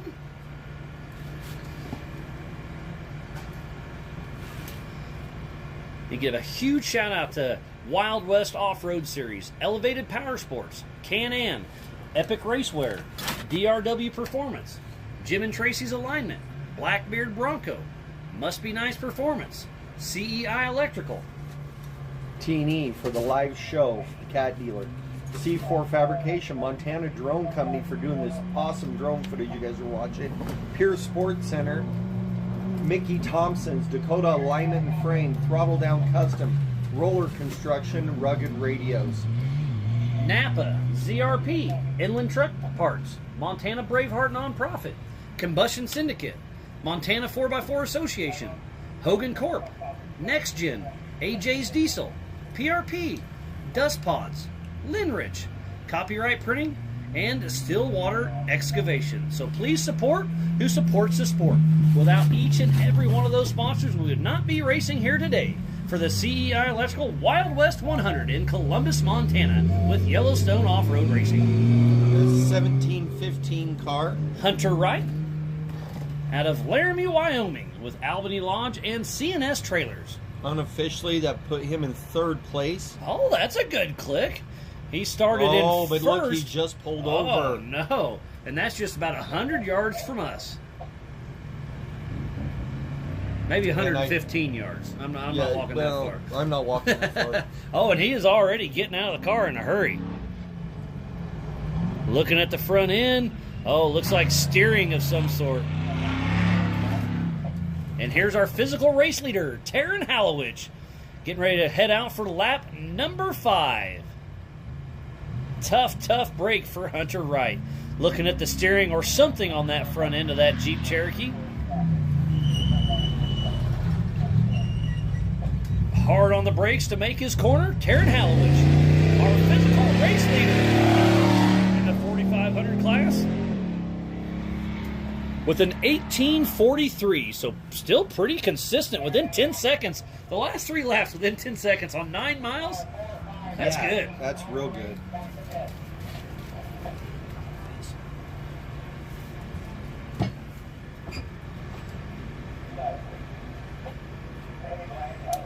You can see him running off. So that's what I consider the back half of this section. You can see the rock section there that they'll be in tomorrow. Big thank you to T&E and those guys for having a Mini X out there for us to help turn anybody over or upright any wrongs that anybody does there rolling over. We've already had one in pre-run take a wrong line through there and get her tipped over, flipped her right back up, no big deal, but it'll be fun to watch those guys tomorrow. There's a great shot of our pit area.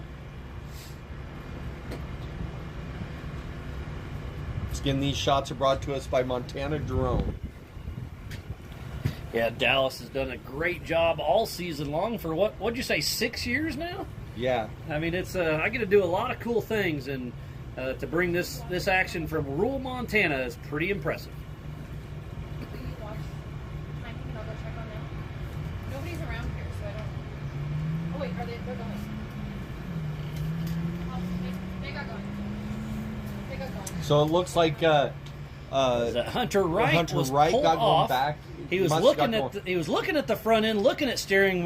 We're just completely guessing. We have no clue, but he's back on the road. That's all that matters. You can see him climbing up the hill there. So, and with a pretty good pace. So must not have been that bad. Yeah, maybe he heard or felt something and decided, I better let's check figure it out. Yeah. So glad and that's to see. a good spot to check it out. If you're going to check it out anywhere, you check it out there versus when you get back in this back section. Yeah, because if you break in the back, that's going to be a long night for some of our recovery crew. Yes, it will be. What is our strategy for that? Just we'll take your old Jeep out there and drag them home. We'll take the old Jeep and we just start dragging them out. There is some roads so you can get to like the top of the track and those areas. So if you know your way around, we can at least drag them to there. Okay, and then get a truck and trailer up in there. Get a truck and trailer up in there, or the back draws. But we definitely won't leave anybody stranded overnight. So we'll clear the track tonight, make sure everybody's okay, and have a fun evening. And then tomorrow, like I said, 8 a.m. Mountain Standard Time, the Youth 170s, the future of our sport.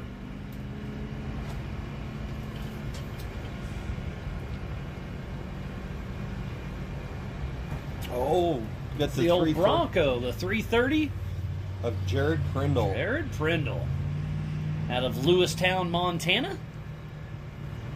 AFW Motorsports is his sponsor.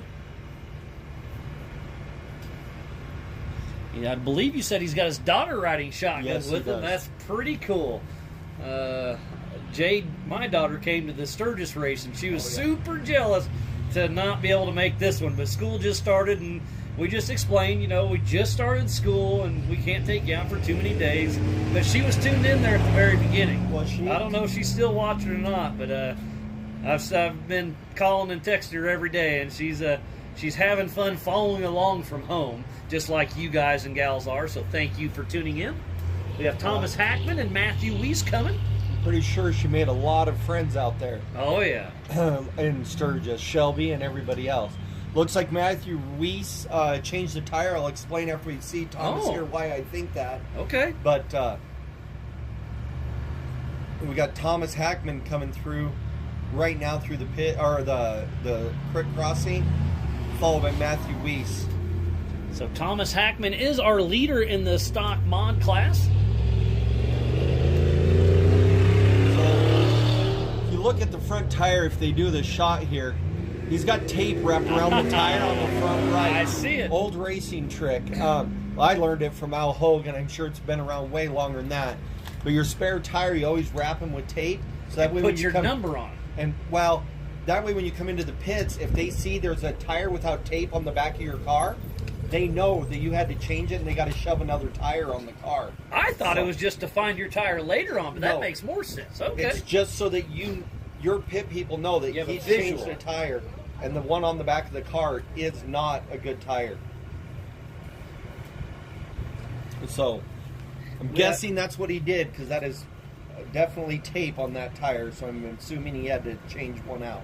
We have Cody and Carmen, some of our main volunteers checking on us. We got little Oakley walking by. He's been having fun. All he's been doing is eating dirt all weekend, but he's having fun doing it.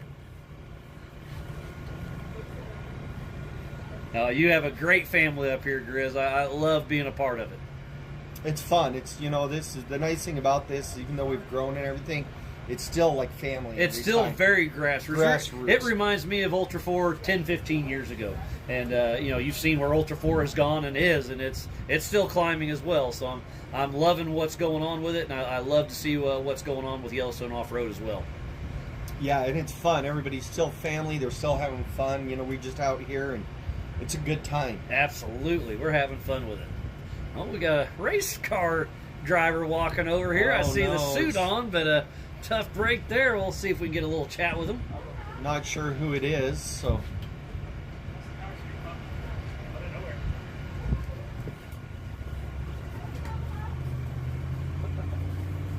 I'll move over, let him sit down with you, Miles. I'll kind of stand up behind you a little bit. Well, I see a race suit on, and at least you're still smiling. What happened out here today, man? Well, about halfway through lap 1 or lap 2, we just lost power steering pump. Just brand new pump. Just kind of dumb luck. And sorry, I probably recognize the race car. What's the name? Mitch. Mitch. Oh, Bokenford, the yeah. 4500 class. All right. Yeah. It looks very similar to Albert Contreras' car. Yeah, pretty similar. So when I was out there, I was like, oh, I could pick you out because it looked like him. Yeah. Big Canadian flag on the side, though. Yeah. Way different than Compton, California. Yeah. Just a little more snow. So a brand new power steering pump. Yeah, we raced hammers on it. So I guess it has about 150 miles. Okay, so some hard miles. True. Yeah. But tough break, and once it goes, there's just nothing you can do, right? Yeah, this isn't a course that you want to do with manual steering. It's just a lot of... And there's Charlie Shaw and Shelby McDonald cruising by. Yeah, just a lot of tight corners and.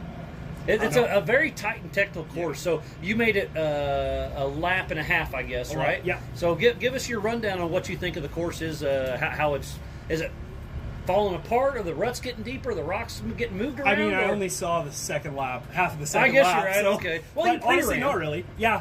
Nothing's getting too beat up yet. Okay. It's it's a fun course. It's fun, yeah. So this is my first time to this track, and we were walking around checking it out.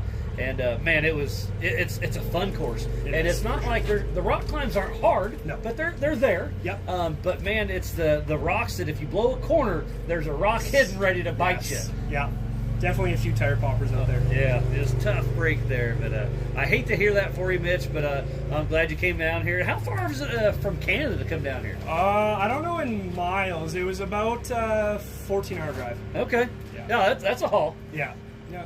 So that's probably 1,500 miles. So in kilometers, that's got to be 2,275 kilometers. I don't know the That's exchange. bang on. I don't know the exchange rate on kilometers. So it's about 200%. It depends on the day. Yeah, exactly. We're just all having fun. But yeah, there's quite a few of the Canadians came down, so I love seeing it. And I saw Bill McGiven at Crandon here recently. Yeah. It's just, you know, all you guys come down here and party with us. I love it. For sure.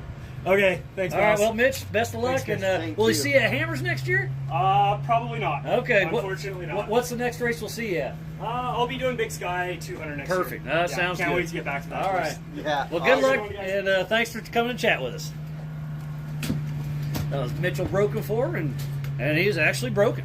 So it's Oh, actually look what we broken got. for, but it's now Just it's so broken you know, for. Peyton Potter's hopping back on Keaton the track. Potter, Keaton we saw Potter. him go in, so not sure what happened, but he's full throttle. So he was out there, I'm going to say 20-plus minutes in the hot pits. At least. So- So I don't know what he had to fix, but Oh, remember, he crossed the start line. So he I was was going smart to there. speed Yeah. hive the timing to see.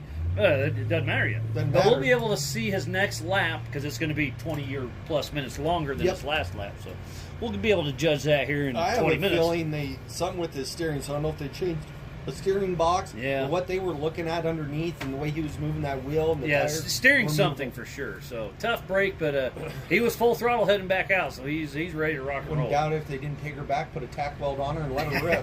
Let's go, huh? And here's the 612 of Brandon Ulrich. Especially with the fabrication of that team. Yeah, That throttle TV down thing. customs. I don't know if Willis himself is here yet or not. I know he wasn't here quite yet, but he was supposed to get here sometime tonight. He'll be here later tonight. Okay, so he's still he got, not here. He got All right. delayed a little bit. He was He was roughly up in Alaska fish or Yeah. hunting. Poor guy. Poor Had- guy. Had to go straight from hunting in Alaska to race. roughing it with us here in Columbus, Montana. Yeah. Well, He's did get living the delayed. life. He did get delayed because the bush plane couldn't go in and get him. Remember? He Yeah, said okay. the wheel fell off. Well, that's something you don't want to fall off on a plane. On a Yeah, race car, it's something different. But well, you But, so have he's fun till supposed the to be wheels here fall off. this evening, so that'll be awesome.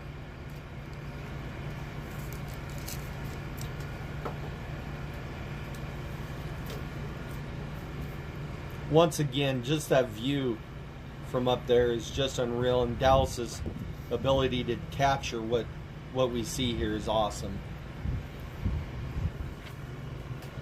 Yeah, he's done an amazing job all season. Well, the last 6 seasons with bringing the live coverage. Like I said, we're pretty rural Montana right here, and some of this course is in the middle of nowhere. It's almost a 600-acre ranch, 589 to be exact.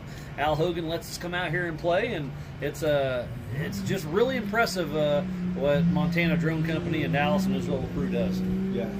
And a it's- lot of the stuff that's helped is Starlink, and it's amazing. Starlink has what you can been do with Starlink. a game changer. And speaking about Starlink, Starstream, we had 2 of them, and we were having connectability issues.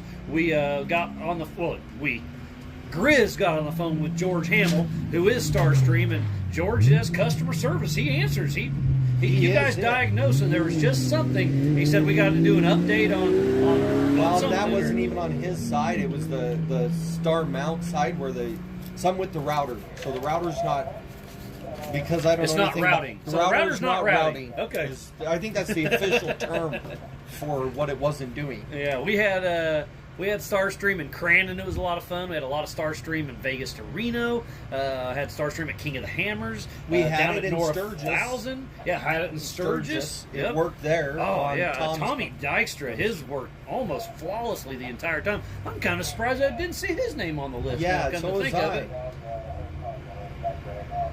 That new car of his is absolute. That Triton Engineering. It's a beautiful Ultra 4 Beautiful car.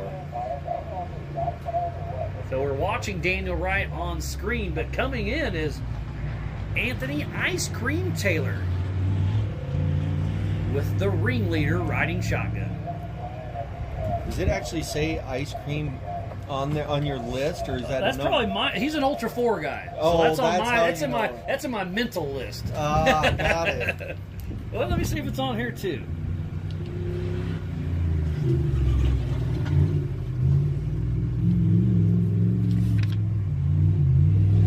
Nope, this in my brain. So Anthony Taylor heading out for another lap. He is on his 5th lap of 6. Oh, so that means next time around, White Flag will be coming out for Taryn Hallovich. Yep. All right. The sun is starting to go down. but it's still out there. It's behind some clouds right now. The wind's, I'm going to say, about 8 miles an hour, which is perfect. The wind is always a racer's friend, especially on, it was wet Wednesday, but it's dry today. So hopefully we get this breeze tomorrow. Yes. With that start of those UTVs, we're going to have to get it. Did you have the UTV start list yet? How many guys do we have? I've got it, but I haven't really paid attention to it.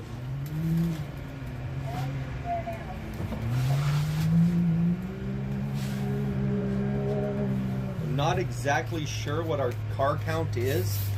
60 plus. Yeah, I thought we need to almost do hit some math. 70, I think is what Carmen said, with a couple people that registered, Kate and Nunn, and those that registered late. So we have 4 to 5 youth 170s in the morning.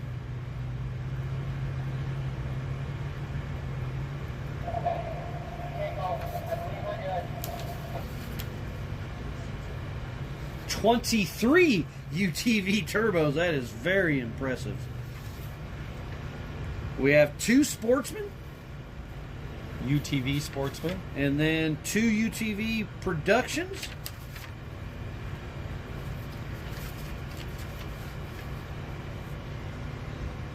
Seven in the UTV Unlimited. So that is 35-ish UTVs out on the course at once tomorrow morning at 9 a.m. Do not miss that one. That's going to be interesting. I'm going to have to do some math here because we have 30-second drops, and we're pulling 19 minute 18:43 So to lap to be on time. the safe side, you need to do 18. So 18 times 2 is 36. I think you're going to have to do 20 seconds. I think we are. I think just you To you, make sure you that can't last you car- can't have that happen. So I think you're going to have to make that call, Grizz. I think it's going to be 20 I'm seconds, going to have to do some math, which we're not good at. which I'm amazed you pulled that off in your head. Well, it may be wrong. No, okay, yeah, there's that.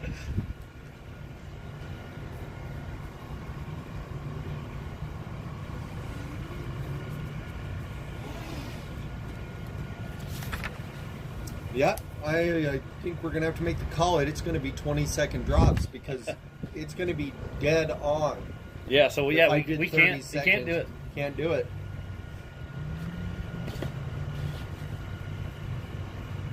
And that's if nobody shows up late and registers late.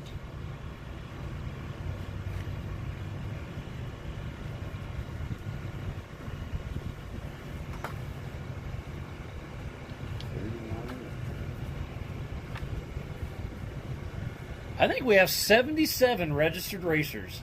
That is I think awesome. that's a new record for Columbus, if That I'm is not a mistaken. new record for Columbus. That beat Powell because we had our record at Powell of 170 or of 75 this year. So we had 77 here. Sturgis, I don't remember. It was up there huge in numbers. And That's then awesome. Broadview's 129. And that just goes to show you that you're doing something right, Grizz. So The that's Yellowstone awesome. Off-Road Racing Series is here and happening, and we're enjoying the ride. There's a great shot of the hot pits. Looking for some dust to come our way. That'll be some pretty good payouts tomorrow Yeah, that's some. for that 36 in that class. Yeah, that's going to be some real money. Oh, it's 2 separate classes in the sportsman, so not quite that many, but it'll still be good money payouts. So And some trophies from Fire River Racing and the Prendergast family. yeah, and they do an excellent job on our trophies. Oh, they're fun. And I so like much them. fun, and a good group just to hang out with. Yeah, too bad they're not here racing with us. I don't know if they're tuned in back home or not. Oh, Tom said he was going to watch the whole time, so we'll have to see if he is.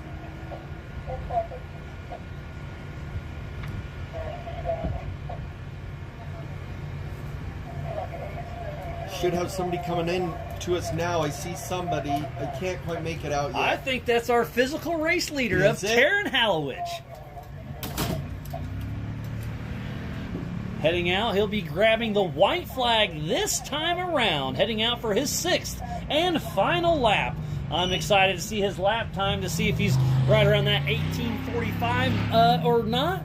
His fastest lap is an 18:35, and he's been within a second a couple laps. And smooth and consistent is Taryn Hallowich, the number 4584 out of Abbotsford, British Columbia, up there in Canada, with Fred Welfing riding shotgun. And the white flag flies here at the CEI start finish.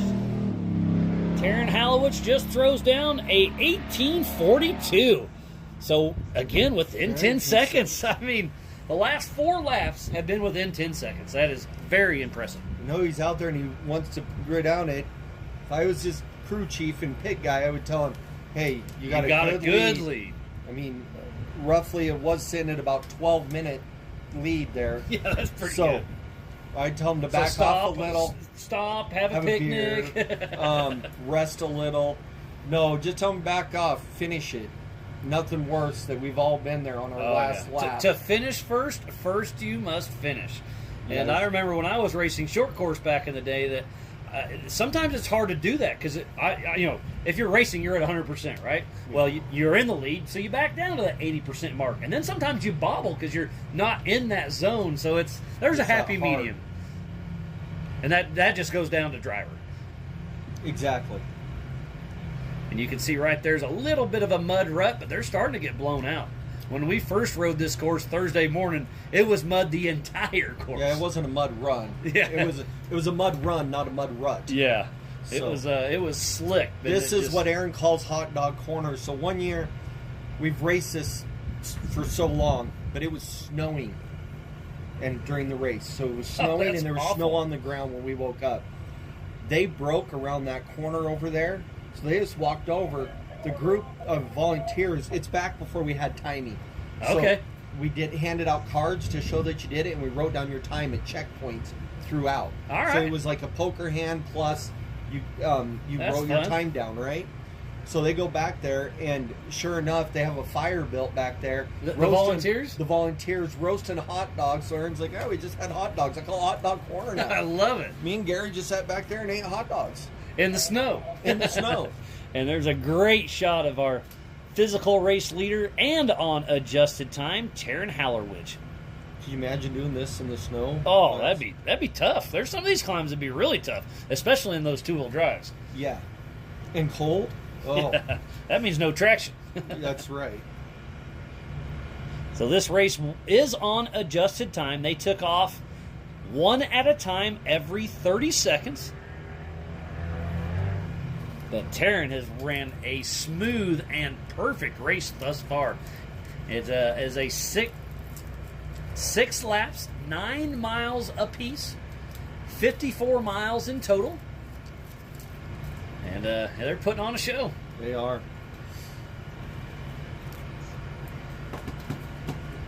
Now this race back in the day. Back in my day. Back original before it was part of Y.O.R.R. and it was part of the race series. It was just a single low standalone. Oh, back in race. your day. Yeah, your day. I got you on that. You got me. It literally, you had to take 5 gallons of fuel. You had to I heard about this. You had to do a tire swap, so it could be just drop the tire to the ground. The official nodded their head. You shove the tire back on, tighten it up, and you had to open a gate at the end. And we stretched the gate pretty tough. So the passenger, usually they would drop the tire. The passenger would run over because you had to make one mandatory pit. They would open the gate, come through, reshut the gate, and then hop in the car and take off.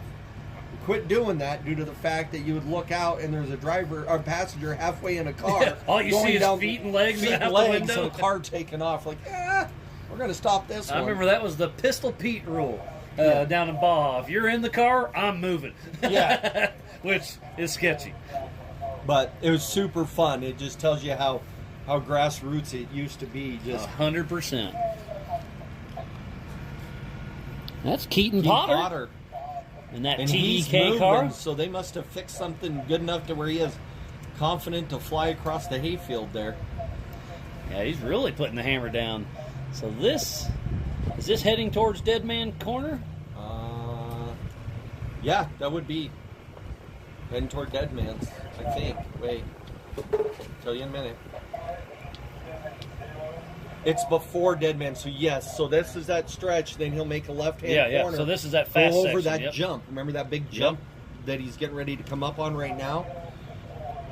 Oh, that's the little jump not that one. There's the big jump. Maybe right not when for it them. freezes. And then he'll be coming down, and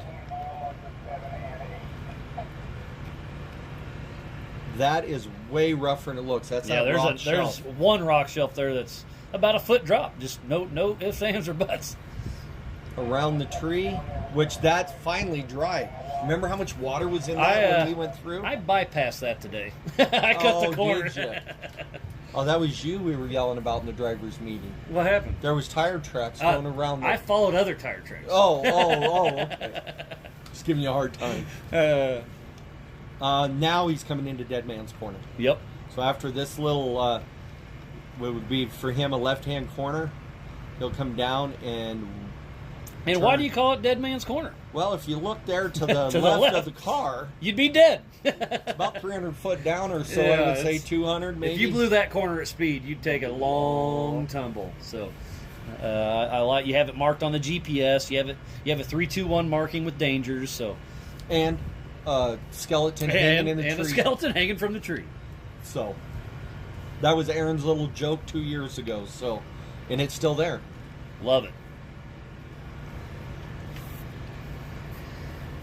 This coverage of Yellowstone off-road racing for the Wild West 100 is presented by CEI Electrical Contractors and is brought to you by our official sponsors: Blackbeard Broncos, Jim and Tracy Alignment, DRW Performance, Epic Racewear, Must Be Nice Performance, and by Elevated Power Sports. We're still watching Keaton Potter click along. You know who I haven't seen in a while? It's Charlie Shaw. Yeah, that is right. We saw him a little bit ago, but But maybe it was just the gaps are getting big enough where I'm not noticing. So, I believe that's Daniel Wright, yep, the old three-car Daniel who's Wright. leading the points in the stock class, or sorry, mod class. And then I think we got Jared Prindle and his daughter coming through now in the 330 truck. The old Bronco.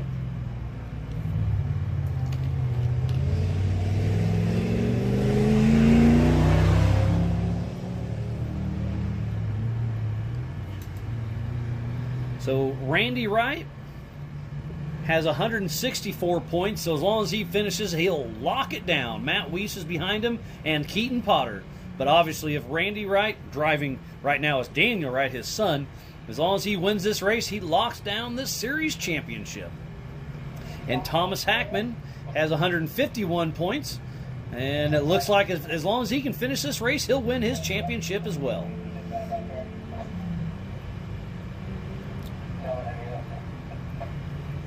Our points leave it where it's still kind of close at the end, and it's Yeah. anybody's game. I So love it. It's about perfect.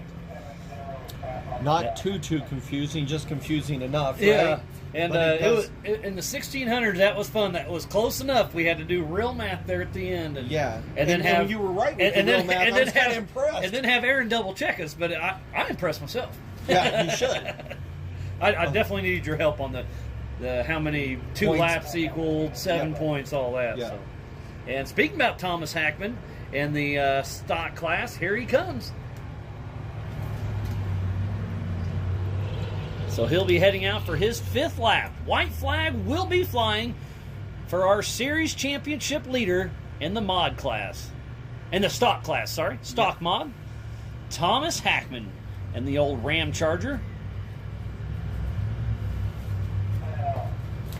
We'll see if he picked up enough to get Jared Prindle. So I don't know. I don't think he's got enough time to jump ahead of him. So because didn't Prindle start after him?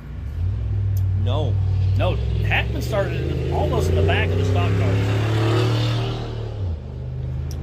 So Thomas Hackman is down by 1 minute over Jared Prindle. So it's still pretty close. So it looks like he's got second very comfortable. And the series championship locked up as long as he can make it this next Because 9 look miles. who just drove by. Matt Weiss. That means different class. Yeah, Sorry different about class, but still racing strong. So that puts Matt Weiss in second overall in the comp mod. He's got a strong run going for him.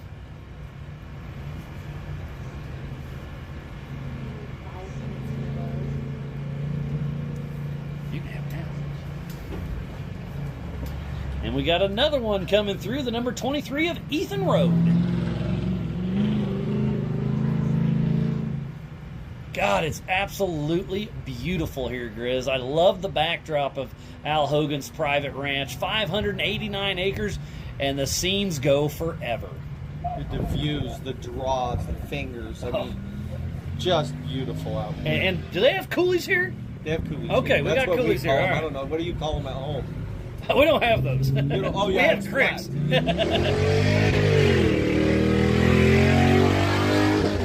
And Ethan Road. Do you have creeks or cricks at home? We got both. Depends on how big it is. Oh, is that what the difference is in creek or crick? Oh, You lost the hood. Well, or took it off. Yeah, one or the other. So Zach Ablott, that'll put him third on the road in the mod class. He's got a great run going. Oh, and just when you were talking about him, Charlie Shaw and Shelby McDonald. Oh, is that our physical race leader on screen? That's Taryn Hallerwich. That's why Erin said she needs me.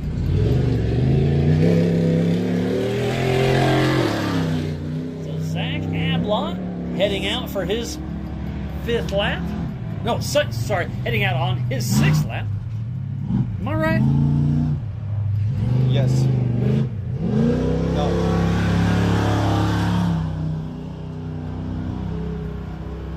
And Charlie Shaw and Shelby McDonald clicking off another lap. No. He's heading out on his. Okay, so I was right, or I'm wrong. Yeah. The only one that's out on their 6th and final lap is Taryn Halowich. Yep. So will you? Is it Grand Prix or no? No. No, you're letting everybody else. Remember, So because I was mistaken. Sorry. So the only one that got the white flag right now is Taryn Hallerwich. Everybody else is out on their 5th lap, and they still have another lap to go. So I do apologize about that. Yeah, ours is based on the points as laps completed. Oh, we give them the opportunity to get all their laps. So they actually have a little extra time because I usually give them an extra, 2 laps. So when I did the math at 20-some minutes a lap, so they actually have extra 40. That time if you brake, get a tire in flat, and etc., and then the race is done after that time. Perfect. Well, excuse me, I'm going to go help Erin in timing. She needs me to check that. Perfect. While she does the flagging. Sounds good. Thank you, buddy. Always a pleasure having you in the booth with me, Grizz. No, we'll be back. Thanks for the warning. Yeah. We will be giving away all the awards and trophies tomorrow night after the final race. And then the party will endure. Thank you, everybody, for tuning in to the CEI Electrical Wild West 100.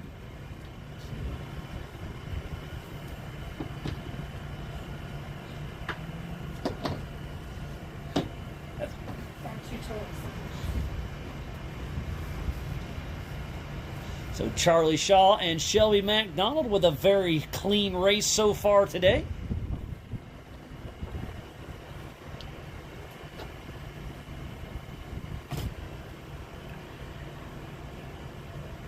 If you are just tuning in, we thoroughly appreciate each and every one of you. It's been a wonderful day here with Yellowstone Off-Road Racing. We are on the final lap for our leader, Taryn Hallerwich. But we still have a couple more laps to go for most of our field.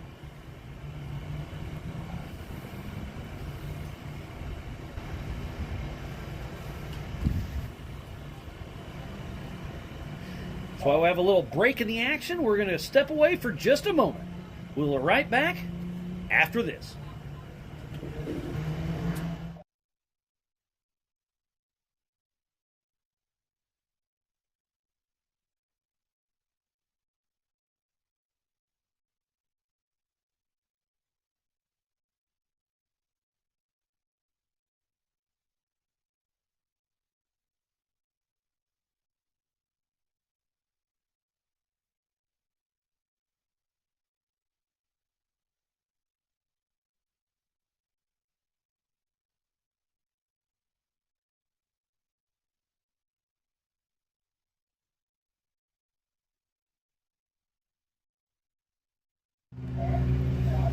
Welcome back to the 2024 CEI Electrical Wild West 100, just north of Columbus, Montana, featuring Yellowstone off-road racing. We just saw Daniel Wright driving for his dad, Randy Wright, heading out for his 6th and final lap in the Comp Mod class, getting ready to lock down the Series Championship. And here comes Keaton Potter.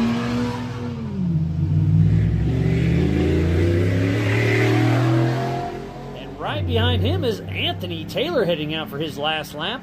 So Keaton Potter, we saw him go into the hot pits. His fastest lap was a 24:37. This lap was a 55, basically. So he was in the hot pits for 30 minutes. So tough break there. But hey, he got back out there and he is running. I can tell you what happened if you want to know. So we have, I believe, Matt, right? Alex. Sorry, Alex with Throttle Down Customs. I recognize that. Yes, sir. You help Rowdy and Keaton, everybody. And what happened to Keaton on this race? So on the bottom of basically the nut on the pitman arm came loose. Okay, so the steering, we assumed it was steering. Yeah, and he's had lots of steering issues. So he's actually built a brace underneath of there because we pulled the steering box out off the frame. I've seen that happen before. So it takes quite a bit to get that brace off and actually get that nut tight. So it just loosened up. And you just had to retighten it, but just to retighten, you got to take the brace down and then put it back and all that. So it took a half hour. That's a bummer, but it did. It was too much time, but we changed the drag link too while we were at it. Yeah, we since didn't you're there. Need to, but yeah. Well, tough break. I hate to hear that, but I love the never give up attitude. Got him back out there, and I think I'm going to guess when it's starting to loosen up is at this road crossing right here. He was full send mode, and it was fun to watch, but. And he was radioing me too, asking if he's got a flat tire. Because something just felt funny. Yeah. And it's like, no, it's your steering, bud. Yeah. But no, we got him back out there. So well, Alex, I appreciate the update. And what's the game plan for Rowdy tomorrow? You're not riding with him, right? Always. Okay. Always. Yeah, perfect. So you're gonna send it, huh? Yeah, we're gonna fight from the back of the pack. But like Rowdy and I talked about, it's fun to have a chase. We're excited to start in the back. We don't want to start in the back, but you want the clean air, but it's going to make for a fun race. And hanging out with your buddy, you're making memories. Oh yeah, we have a great time in that truck. Awesome, I love it. So you're running around with the TDK crew? Yep, Keaton's my brother. Oh, all right, putting the puzzle together. Yeah. Nice. And then I've been with Willis or Jeremy for years. I mean, I was going down south with him when he was going down south years ago. Do you work at Throttle Down Customs? I do. Nice. Yeah. So you, Keaton, and Rowdy, and everybody, huh? It's kind of the whole shop shuts down. Huh? Yeah, pretty much. So right now, if you need a bumper, wait till Monday. Yep. I mean, if you really need one, I do have my laptop. So. Oh, and here comes our physical race leader, Alex. Appreciate it, buddy. Yeah, no problem.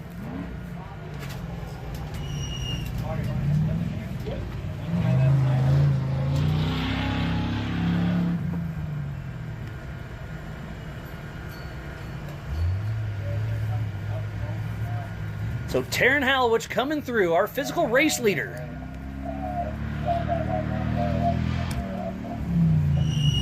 And the checkered flag will be flying for Taryn Halowich, number 4584. What a great run, Taryn Halowich. Grabbing that checkered flag. Unofficial first place. Physically first across the line. And I'm telling you, on adjusted time, there's no way he didn't just win this race. It is unofficial that Taryn Halowich just drove an amazing, amazing race. We'll see if we can maybe get him drug over here for a quick little chat.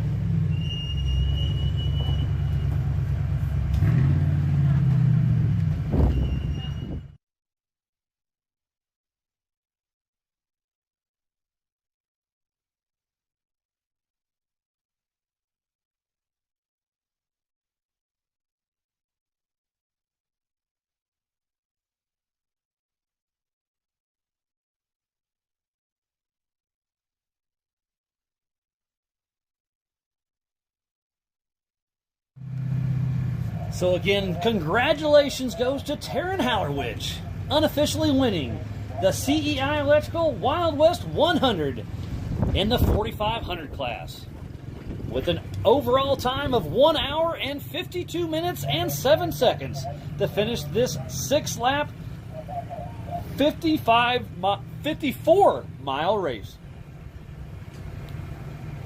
So much fun has been had this weekend, and we're just getting started. We still have a lot of racing yet to go tonight. A few more laps, and then tomorrow morning, 8 a.m. Mountain Standard Time will be the Youth 170s. And then 9 a.m. will kick off all the UTV classes, and then 1:30 will be the Pro Unlimited, and the 4400 and 4800 cars will be out there running their best.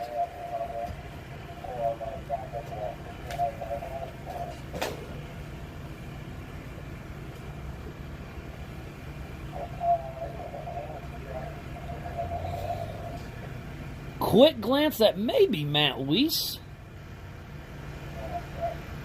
I believe so.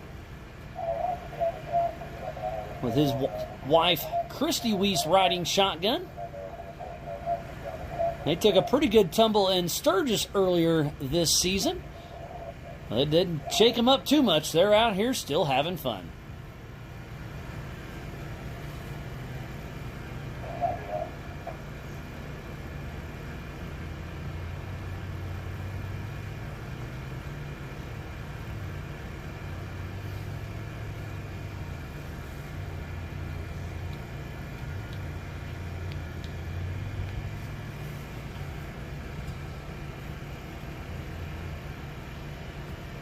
We started racing today at 2 p.m. with the 1600s. And then at 4 p.m. we kicked off this race with the 4500, the comp, and the stock classes. And it's been a wonderful day of racing thus far. And it looks like Charlie Shaw and Shelby MacDonald still making dust. And that's right at the pond area.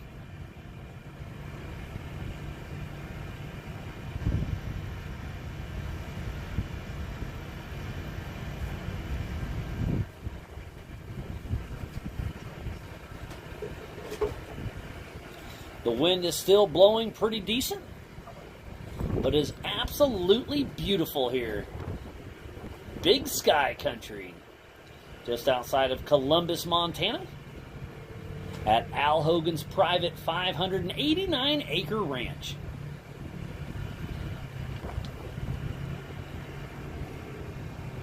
We started this race one at a time every 30 seconds. This race is on adjusted time. And Taryn Hallerwich ran a smooth and consistent race. Fastest lap was an 18:35. Average lap, 18:40. Super, super impressive by Taryn Hallerwich. And his buddy Fred Welfing.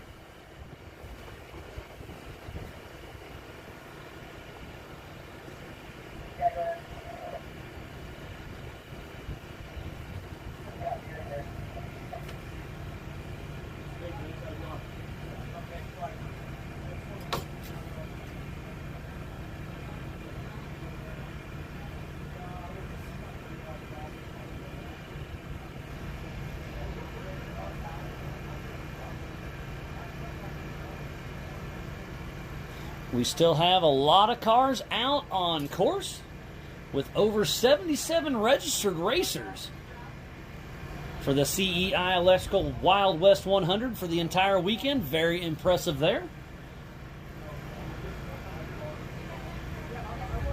We'll have 4, maybe a 5th Youth 170 tomorrow morning, 8 a.m. The future of our sport. We saw Sawyer Leach at the age of 14 win their race.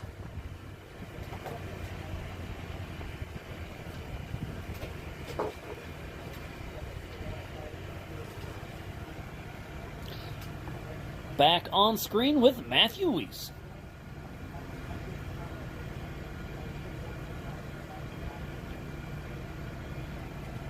Oh, there's Thomas Hackman, who is leading the stock class. Actually, he's in second physically. Jared Prindle has been ahead of him just a little bit, and on adjusted time, they've kind of swapped back and forth. So that's our physical second in the stock class, and I believe is going to lock down this series championship with this race right here tonight. With the big go on the top. The exclamation points are for every race they've started and finished, and then the dot at the bottom is what place they got. So the drone, you can't quite see it, but we were chatting about it in the pits the other day, and just a great story behind it. So if you ever get a chance to check it out, go on and do so. And there's Charlie Shaw and Shelby MacDonald, my normal co-host. She's out there having a little more fun than I am. Kind of a little jealous of her, but good for her. She's been a great addition to the Yellowstone Off-Road Racing production team. So she'll be able to give us a bird's eye view of exactly what this course looks like tomorrow. I've rode around it a couple times just helping setting up markers and whatnot. But there's nothing better than seeing it at race pace. So here she is coming. Shelby MacDonald and Charlie Shaw at race mile roughly number 6. They're at the top of the dirt bike hill climb section. So we'll see if they hit the hot pits or not. Charlie Shaw and Shelby MacDonald sitting in that third position. Very, very respectable. We saw him pull off early with a drivability issue, some kind of fuel delivery, I'm going to guess. But obviously it got cleared up, and they are back and moving.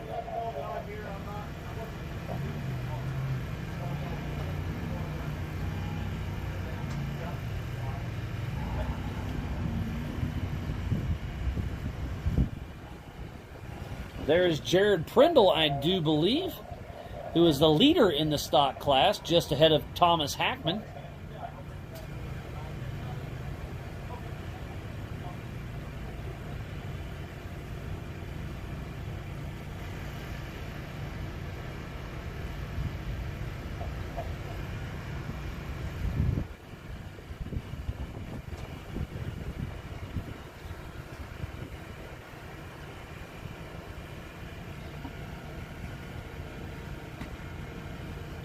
Pretty impressive what the Montana Drone Company can do. You can see he was zoomed all the way in for just a moment. That drone is absolutely amazing. Drones came on the scene a few years ago and was an absolute game changer. There's the number 23 of Ethan Road.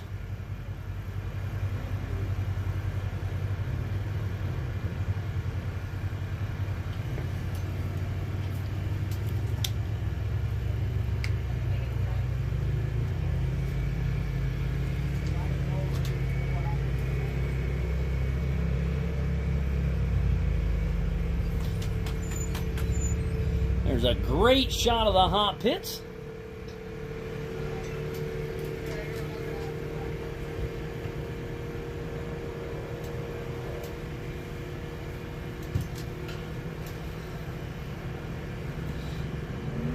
It's been a wonderful day of racing so far, and it is not over yet.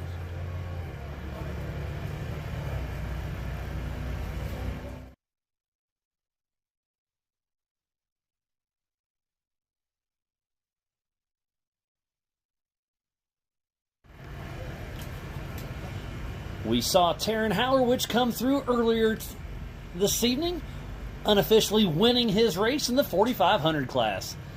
I see him off in the distance. We'll try to get him in here for a quick chat. But he ran a great, great race. And we haven't seen anybody else finish their race yet. So he's going to beat the entire field, but I'm going to guess by 20, maybe even 30 minutes.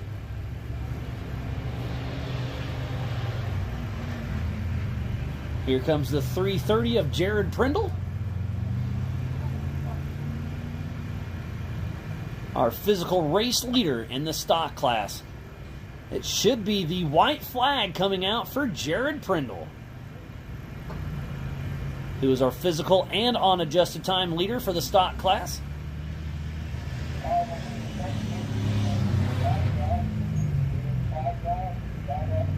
White flag flies for Jared Prindle, our physical race leader in the stock class.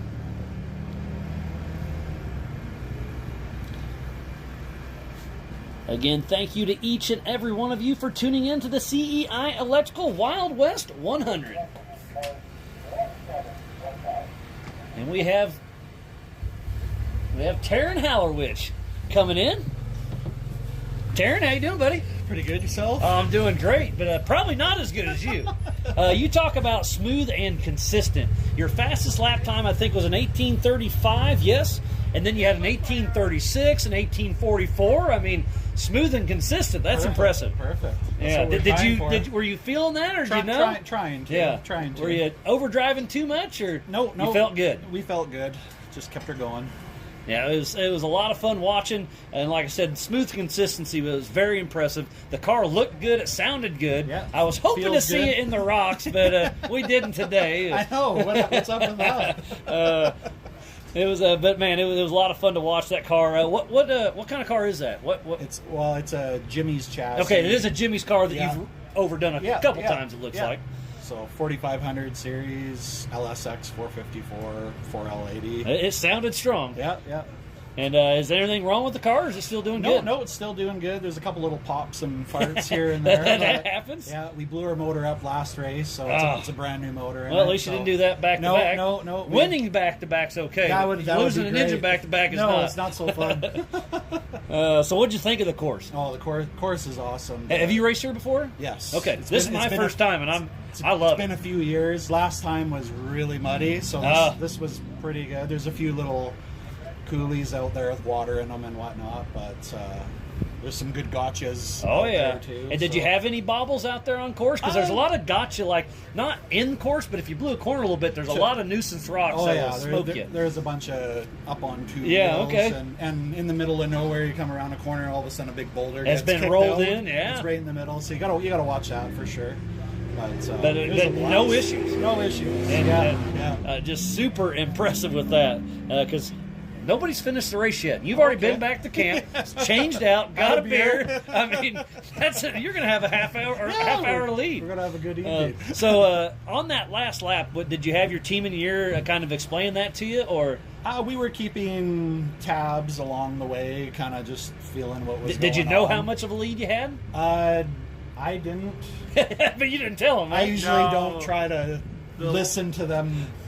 The last I heard, we had about an 18.5-minute lead, and I was urging him to slow down a little bit, but he's going to drive how he's going to drive. So. I get that. And Fred, right? Yes. Yeah, sweet. So I was actually talking to Chris about that. He's like, I think his team's going to tell him to slow down. I was like, well, when I used to race, when you slow down, you get out of the zone. Totally. So I'm racing 100% because I'm racing 100%. It's dumb. Yeah. But sometimes when you slow down, you do those stupid bobbles things. and just 100%. so it's just run the zone and roll with it. Keep the pace that you're already doing. And again, I'm going to say it again, smooth and consistent with that 18:35-ish for basically every lap within 10 seconds. Perfect. Is awesome. So appreciate that. Yeah, so is there anybody you want to thank for getting you out here all the way from Canada? Yeah, right? all the way from Canada. It was a long drive. Our crew here, Kevin helps us out every single race. Fred, my co-driver, he's the biggest part of it. He's there. Yeah, he was there tuning a couple days ago on it, right? Totally. Bill back at home, he helped us out a bunch with the tuning and then the altitude change here. There was some farting and popping when we first showed up, so back and forth a bunch through TeamViewer. You got that sorted out. My wife, Jade, and the kids back at home, letting us be a part of doing this. That's always a big help. Obviously, Fred's family too. And sponsors, PRP, Trail Ready Wheels, Maximum Transmissions. Who else we got there? Baja Designs, Y.O.R.R, Big Country Customs, our shop. There you go. Because without them, you wouldn't be here racing. They got to deal with this thing exploded in the shop all the time, and Concept or side-by-side division. Everyone's a bit of a part of it, and that's awesome. It was great. Well, congratulations on the unofficial win, but I'm going to say it's pretty locked down. Confident. Awesome. But man, what a great showing, and And yeah, just a pleasure having you out here, part of the Y.O.R.R series, and it was fun. Awesome. What's the next race you're going to show up to? Well, you going to do hammers? We're planning on trying to do hammers again this year. During COVID, it kind of screwed us up. Yeah, for a lot of you guys for a while. Yeah, that's a bummer. We had a couple of years that we haven't been there, so it's going to be figuring it all out again. Well, it's part of it. Well, I hope to see you there, and it was a good time. Awesome. So appreciate it. I'm not kicking you out, but if you want to go enjoy some beverages and do your thing, I'll let you do it. So, all right, Taryn, congratulations. We'll see you on the podium tomorrow evening. Sounds all righty. Thanks, Taryn, and congratulations. Fred, good job, buddy. Thank you. So we just saw Charlie Shaw and Shelby McDonald come through once again as we're back on screen with second place right behind Taryn. Well, obviously not right behind, but that's Anthony Taylor.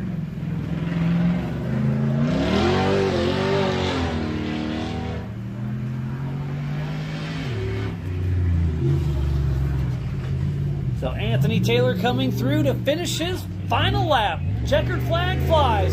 Second place goes to Anthony Taylor.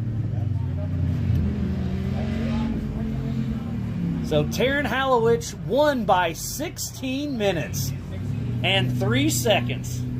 That's pretty impressive. And there it goes. Man, it's getting loud, but Ethan Rode is still hard on the throttle, heading out for his 5th lap, so he's still got 2 more to go. Oh, and Daniel Wright grabs the checkered flag, winning the comp class. Daniel Wright wins again and locks down the series championship for his dad, Randy Wright. Father and son team share driving duties. Daniel Wright driving today, but locks it down for his dad, Randy Wright, for this series championship. What a great run by the Wright family.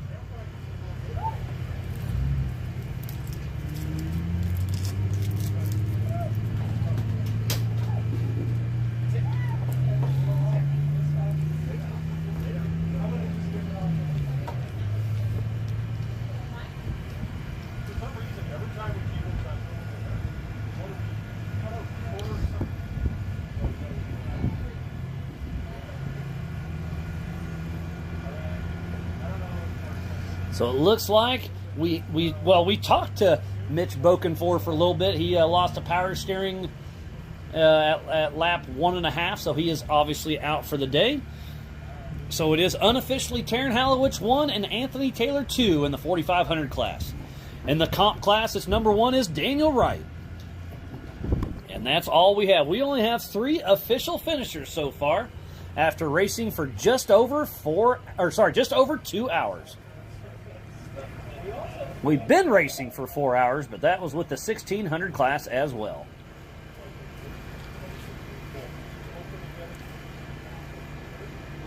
It's been a lot of fun.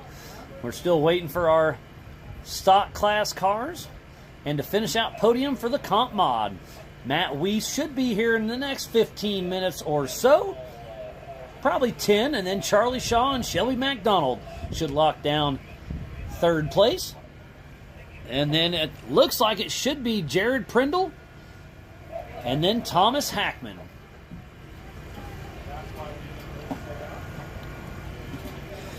Again, thank you everybody for tuning in to the CEI Electrical Wild West 100. It's been so much fun. We started out with the 1,600 class, and Mark King threw it down. He won the race and locked down the series championship. A little bit of mix-up between Paul Barron and Rowe, but hey, that's why it's racing. And then we saw Sawyer Leach have a great run out there. So much fun watching that young man put it in out there and do that. And then tomorrow morning, 8 a.m. Mountain Standard Time will be the Youth 170s, the future of our sport. And then at 9 a.m. it'll be the UTVs, and they'll run 8 laps. And then at 1:30 it'll be the Pros Unlimited, the 48 and the 4,400 Unlimited class cars run another 8 laps with some rocks. It's going to be a lot of fun. So it looks like we're going to send it back to our Montana drone. Got a car coming in. Looks like this is going to be Keaton Potter, if I'm not mistaken. He lost a lap. He had that Pitman arm nut come loose. They were able to get it fixed and going. So he's still a little bit down, but he's still running strong. He got the siren going at the road crossing, waving to his buddies.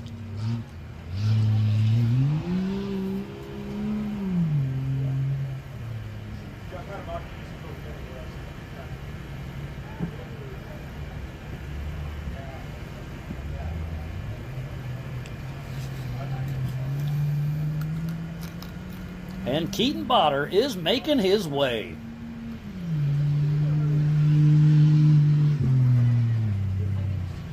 He will be heading out for his 5th lap. So a few more laps to go for Keaton Potter. But that throttle down Customs car is still looking good and making dust.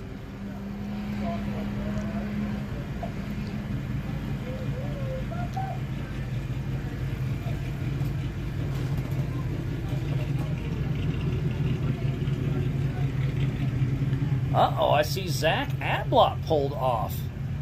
Not sure what's going on there. Tough break for him.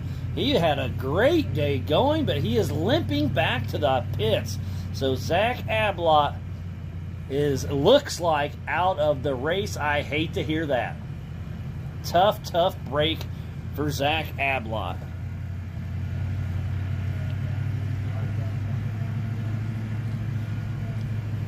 So we'll see if Mike Adblot can redeem the team tomorrow.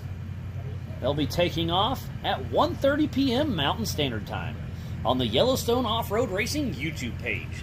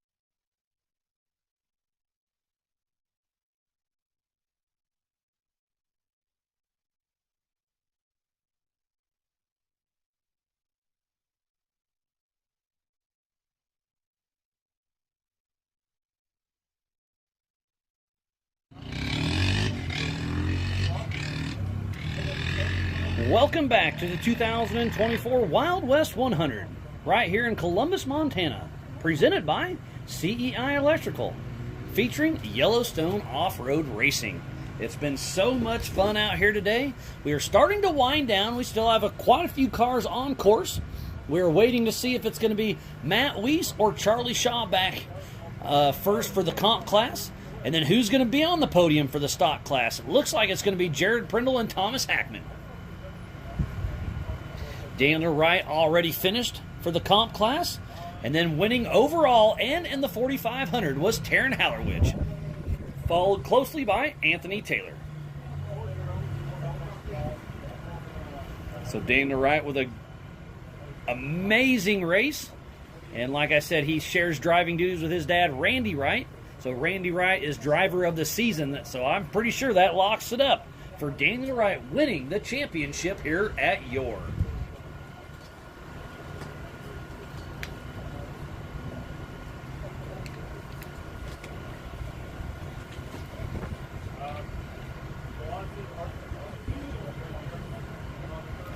Great shot of the hot pits out there.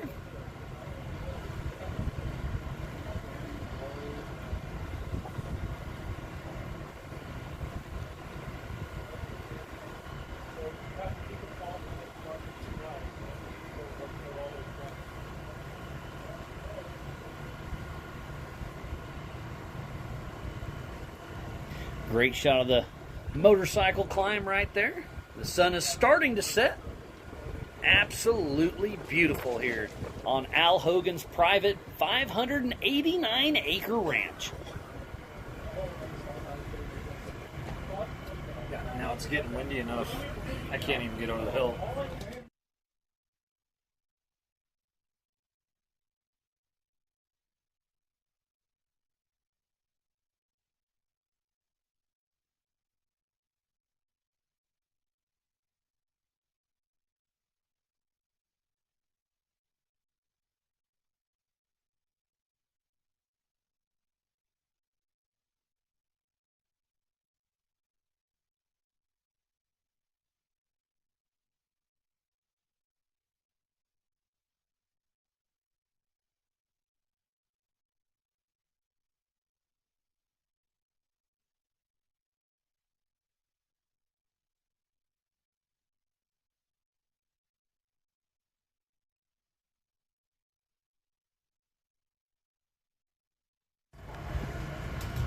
So here comes Brandon Litch towards the CEI start finish. Can't quite tell. That may have been Matthew Weiss on the drone there. Sun's starting to set, a little bit trickier to see who is who. But I had physical eyes on the 612 of Brandon Ulrich, which that'll put him out on his 6th lap. So the white flag flies for Brandon Ulrich. And we should see Jared Prindle here in the next minute or two to grab the checkered flag for the stock class. How far back is Thomas Hackman going to be? We do know it's going to be about another 28 minutes or so for Brandon Ulrich, who just went through to get on the podium for the stock class. And then Caden Nunn dropped out earlier, and so did Nathan Jones.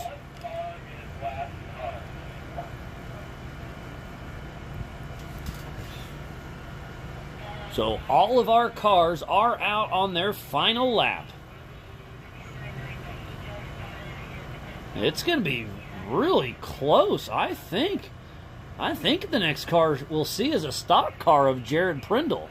That's just going off the Speed Hive timing. They kind of give you an average estimate of their last lap.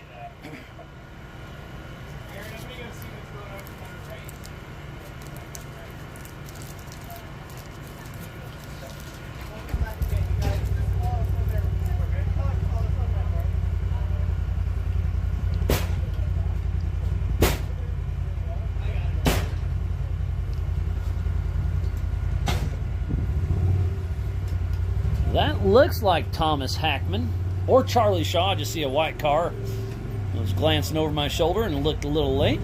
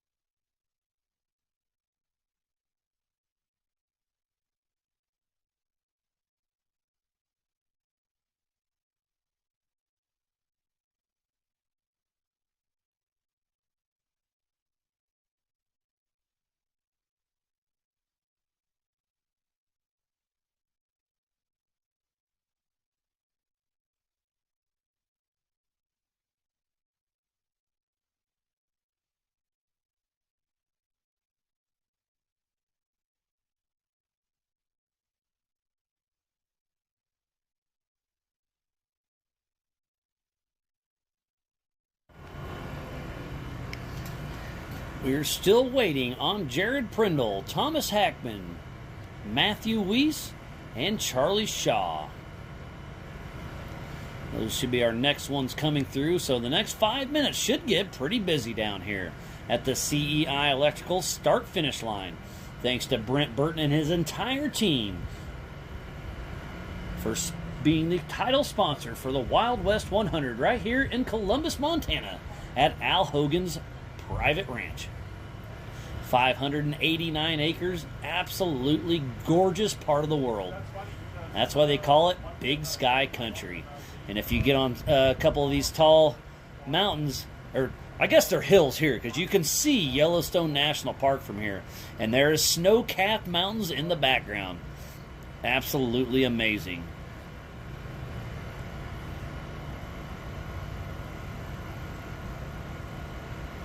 I see, there it is. I see the car in the middle right of your section.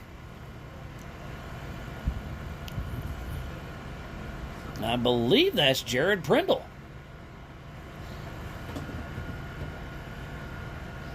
Montana Drone Company doing an amazing job zooming in here. Yes, that is Jared Prindle. The number 330 out of Lewistown, Montana, in that 1978 Bronco. We'll see if he gets a little hang time here, if he checks up for the final time. Great shot. I assume tomorrow with the UTVs and the big dogs, we'll see some hang time coming right there. So here's the road crossing about to happen for Jared Prindle. Going to be the physical first place finisher for the stock class for the Wild West 100.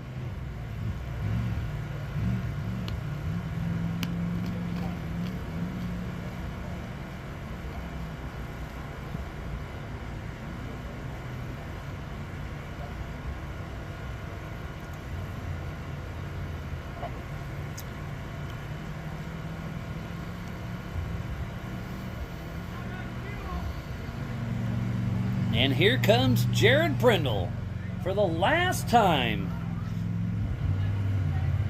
out of Lewistown, Montana. It sounds like it's spitting and sputtering. I think he's running out of gas. But guess what? The checkered flag flies. First across the line is Jared Prindle. Remember, this race is on adjusted time. We'll see how it all shakes out.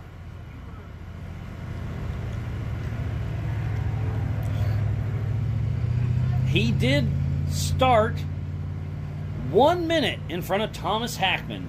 So we'll see if that time will stick. How far back is Hackman? He's got about 45 more seconds to try to steal the way or win. Steal the win away from Jared Prindle. Getting a little tongue-tied, sorry.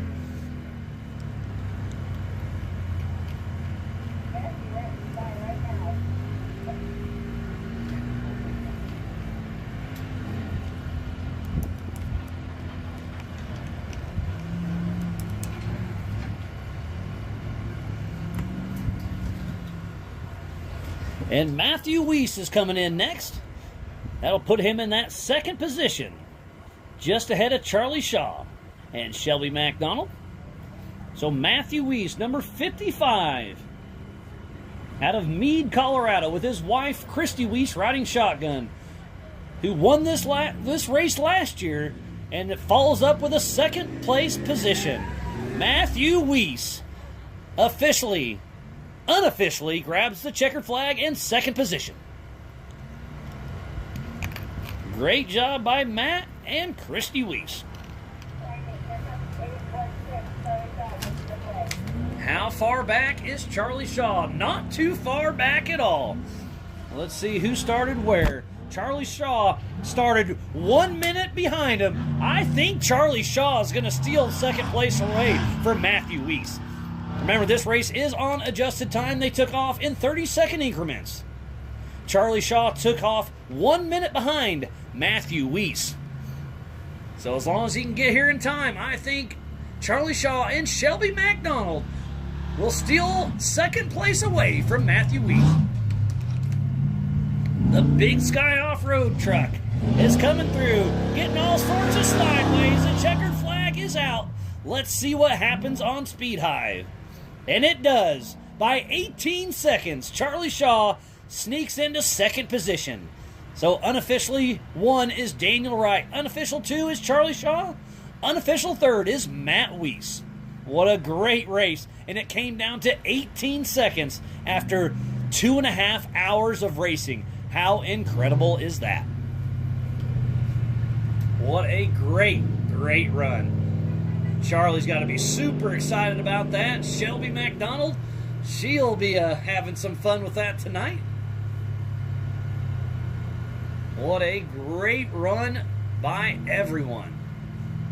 So much fun watching everybody enjoy themselves out there today.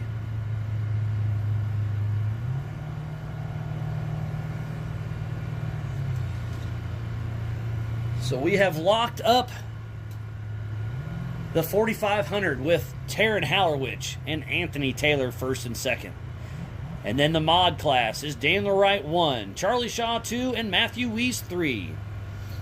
Jared Prindle came in and locked down first position, and there is our second place, Thomas Hackman.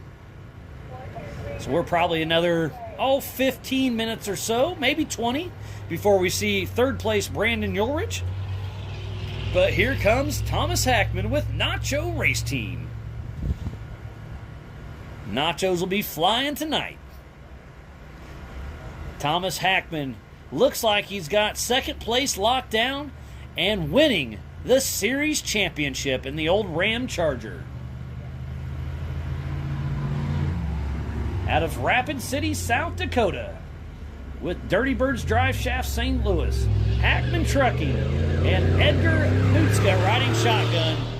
Grabbing the checkered flag, Thomas Hackman, unofficial second, and unofficially wins the 2024 Y.O.R.R Stock Series Championship.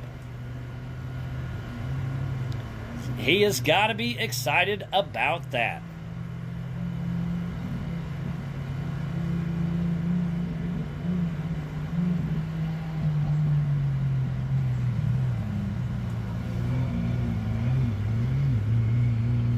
Coming through next is Hunter Wright. He still has another lap to go. And I think for the Yellowstone Off-Road Series point structure, he'll be heading out for his 6th and final lap. The sun has not set yet.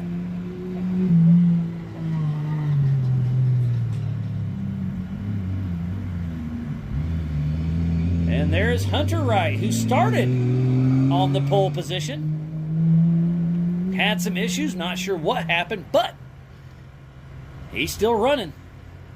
We saw Zach Ablott pull off.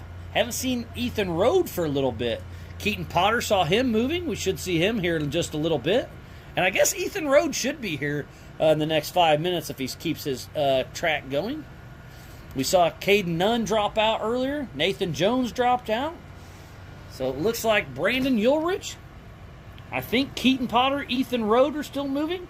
We just saw Hunter Wright.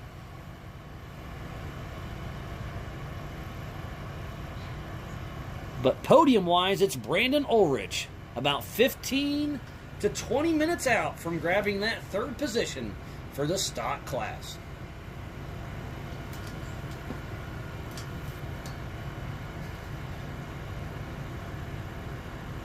While we have a break in the action, we'll be right back with more racing action.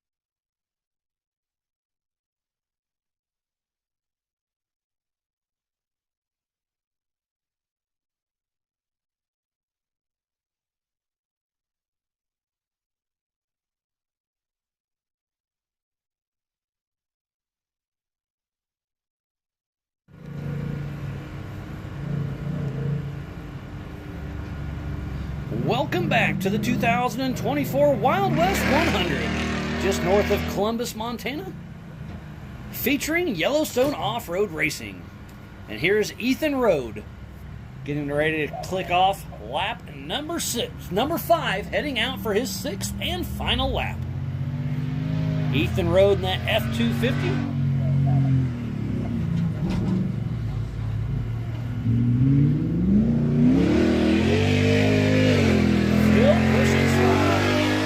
Giving it all he's got, bouncing the limiter, having fun. Ethan Road out on his 6th and final lap.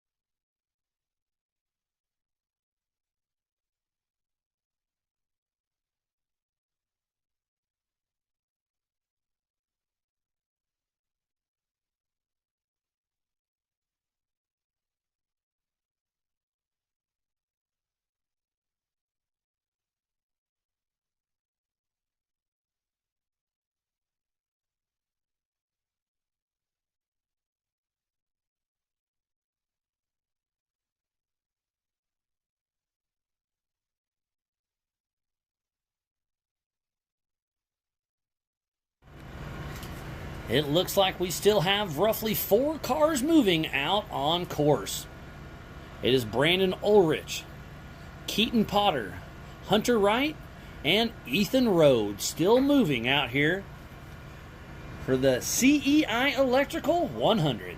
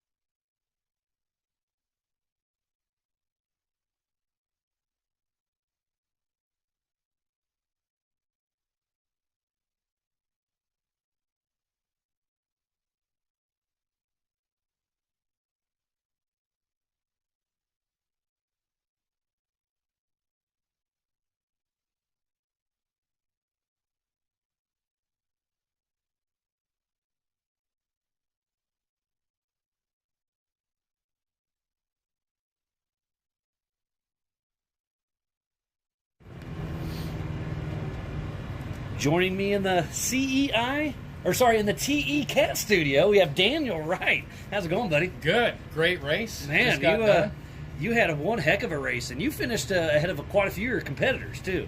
Yeah. In the mod class, I think you were 3rd overall? 2nd overall. Second overall for the race. Yeah, second overall, first in class. And I think your dad's driver of record for the season, and I think you locked down the series for him. So winning your race today and winning the season for your team, that's got to be pretty special. That's right. It felt pretty good. We knew Zach was the one to watch, and we started right behind him. So the whole time we were trying to just keep right up next to him, play it safe, not go too fast. And in the end, it worked out pretty well. Yeah, and that little Jeep, I mean, it looks like a stock Jeep, but it's a mod Jeep. Yeah. And, man, it kept flying. And to be second overall against some real race cars, that's pretty impressive. No, yeah, it was a good race. The Jeep always does well, holds up well. Pretty simple, stock 4.0, JK axles front and rear. And, of course, all our sponsors keep us. And there goes Keaton Potter heading out for his 6th and final lap. He's running a great race. He had some issues early on, but got those addressed, and he is back there running. So, yeah, back to the I'll let you finish your thought there. Who does help you get across the finish line there, Daniel? Select Water Solutions. Shoko Oil keeps us well lubricated and keeps the Jeep running reliable. PT Hose and Bearing and ThreadX Machine Shop, all based out of Northern Colorado.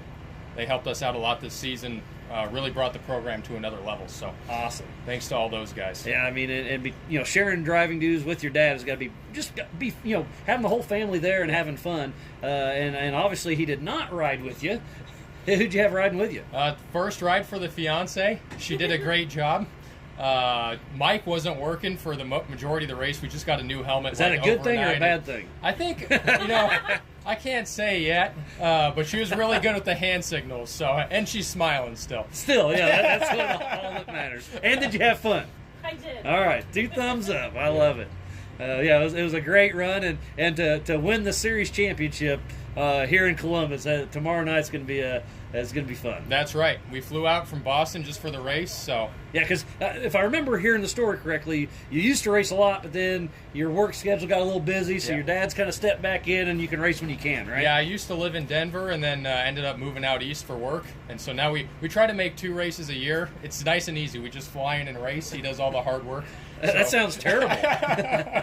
It's everybody's dream, right? Yeah, exactly. Yeah. Well, you're doing it right, and you're having fun with it. That's right. Well, Absolutely. Thank you very much, Miles. Well, Daniel, congratulations on the win and the series championship. That's awesome, and to share that with your fiance and your dad all in the same weekend, man, I can't think of a better way to do it. No, yeah, couldn't do it without my dad and my mom and everybody else who supports us out there. Absolutely. So. Well, we'll see you on the podium tomorrow evening. Thank you. Congratulations to Daniel Wright.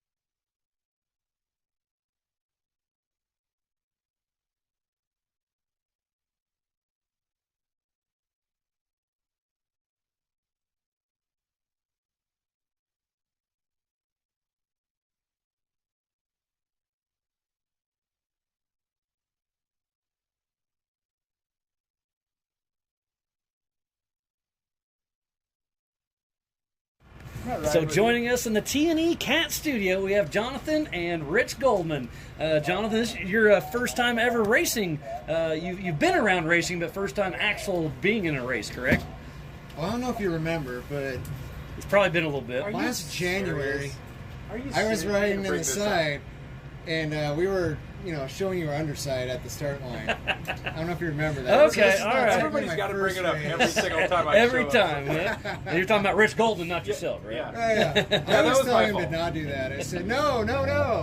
But your first time behind the driver's driver's wheel. Yeah, I love it. So we have Rich Goldman here that with the Bomber. He'll be racing tomorrow afternoon. You'll be racing tomorrow morning. Get the camera.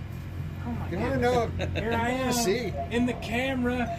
Where are you? Oh, here we go.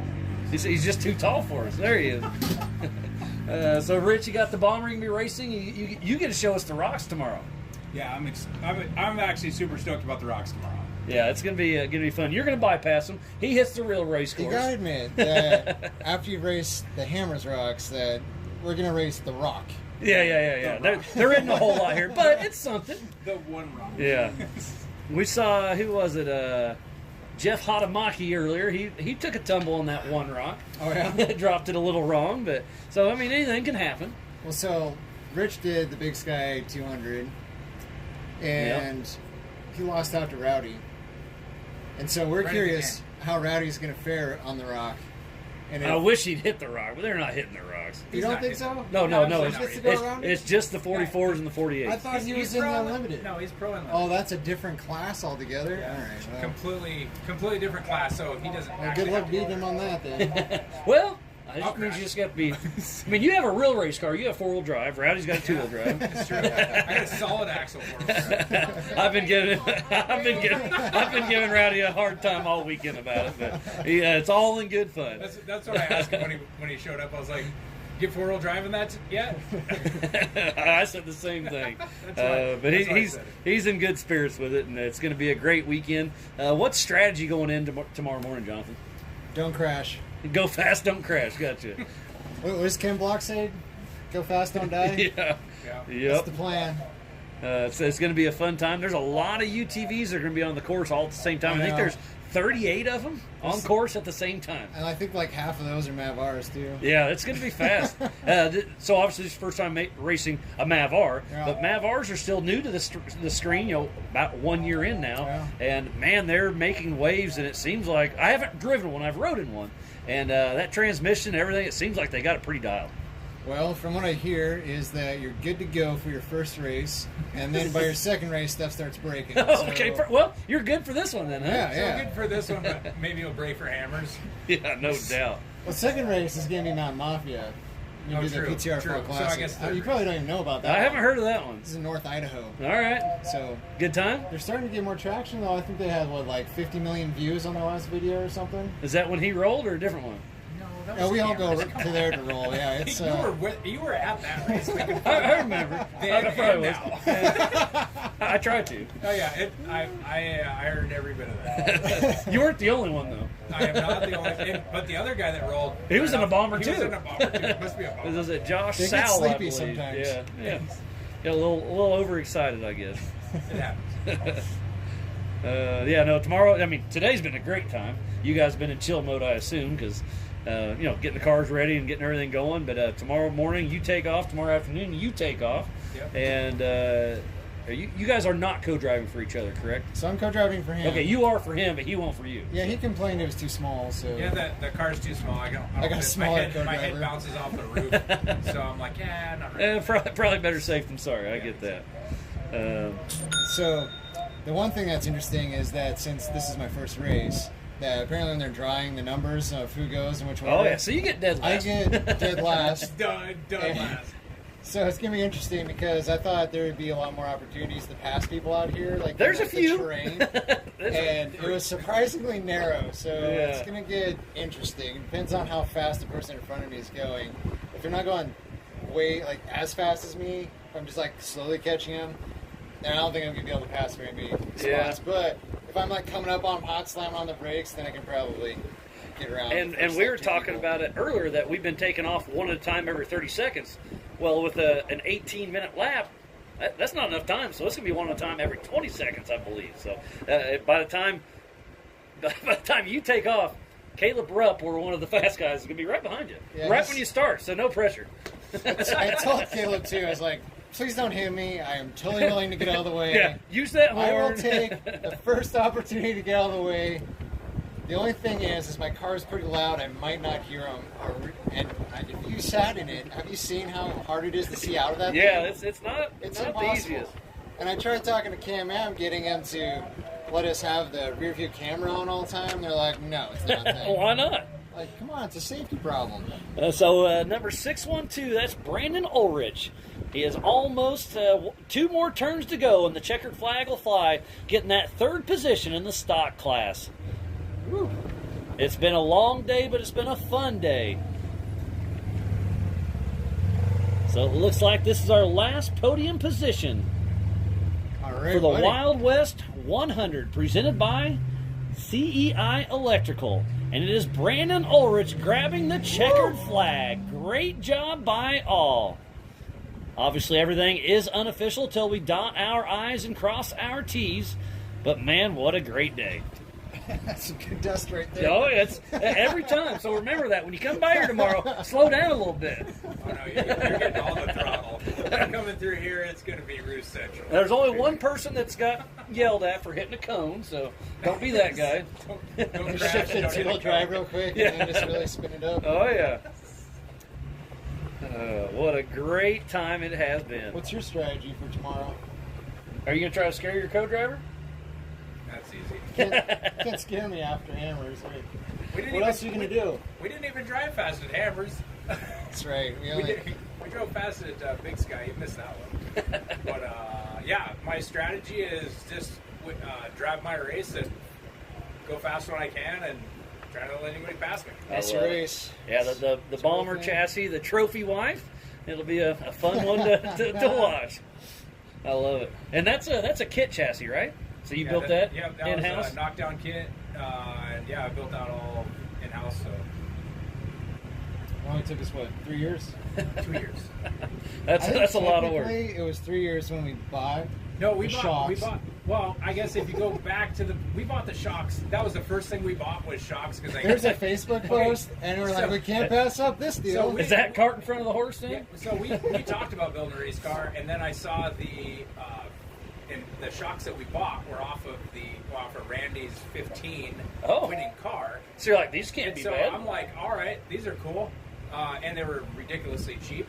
And so we were like, hey, we need to buy these shocks. We didn't even have a plan, an actual love race it. car plan yet. we And bought a then- mini truck. That's why we had a mini truck. we started out with mini truck plans, and then And we stripped it all out, and then quick- decided that we were actually not going to build that. we quickly changed that, and then we're like, all right, if we're going to actually make hammers at some point in this lifetime, we should buy a chassis.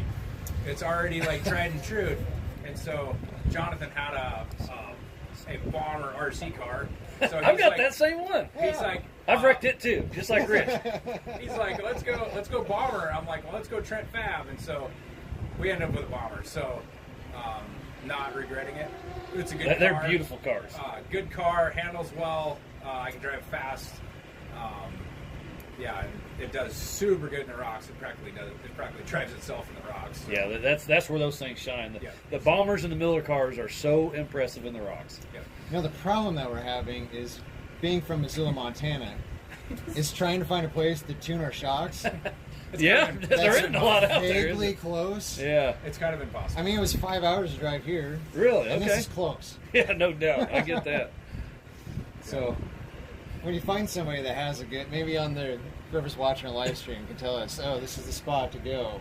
Come to my place, right? Yeah, right outside of Missoula. We That'd have be a track wonderful. right outside of Missoula. You can come test and tune and hit 100 mile an hour all. But till then, Yeah, exactly. Till then, we might be rolling down to Vegas. I think Well, Vegas is a free little time. further. Yeah, right. If I'm doing my math. Yeah. Well, it's close. Vegas here. No, it should be a great time. I'm excited to watch both of you guys make your debut, Jonathan and Goldman. It's always fun to watch the bomber. I mean, obviously, Ultra 4 King of the Hammers is my thing, and I love seeing them mix it up with, the Class 1s of, Rowdy and the TDK guys, and it's going to be fun to watch. Yeah, absolutely. I'm looking forward to it. Hoping no one hits me too hard. I'm hitting you. At some point when we're just out and about. I almost hit you today, actually. You were behind him, and you were on his tail pretty good. What about hitting him too? I was like, That hurt. You can hit me all you want. What Yeah. was that? I don't know if you've done the math yet, but you're going to lose. The real big problem is that my bumper doesn't go up too high, and my radiator is definitely right there. Yeah. Don't Just do the that. tire height, That's a problem. That's why I'm not too keen on hitting somebody else. Until we build your rim bumper. Hadn't happened yet, though, huh? No, not yet. Priorities. Caleb's bumper comes up super high and then has this ramming thing. A going ramming on the device, front. yeah. Ramming bar. It's going to be yellow tomorrow, I think. Yeah, when he laps you like 3 times. He only has to hit me once, though. He's stuck in the ditch. upside down. You better not crash it because I will never let you live that down. No pressure. Well, the good news is I can't crash her at the start line. Why It's not? Great. You could. You could, yeah. You could. Look at challenging. I think we should do land rush start That'd be fun. with everybody. The first. How many UTVs you say? 38. 38 So just all at I once? did the OG, the very first annual Wild West 100 out here. So this is kind of like Here? my redo. Okay. And we crashed real bad. We hit a tree, and kind of in the back there. But so this is kind of my redo, and it's kind of cool to see how much bigger the course is. Yeah, it's awesome. I love it here. How much it's grown out here. Super rad. Like, yeah, a lot of fun. It's gonna be a good time. Yeah, for sure. Well, sweet. Well, I think we're starting to wind down. So, Jonathan, best of luck tomorrow. Rich, Thank you good much. luck. We'll see what Yeah. happens. But I can't wait for it. Good chatting with you, and thanks for the good laughs. It'll be exciting no matter what it is. Absolutely. Well, we'll see how it shakes out. Good luck, fellas. All right, see ya.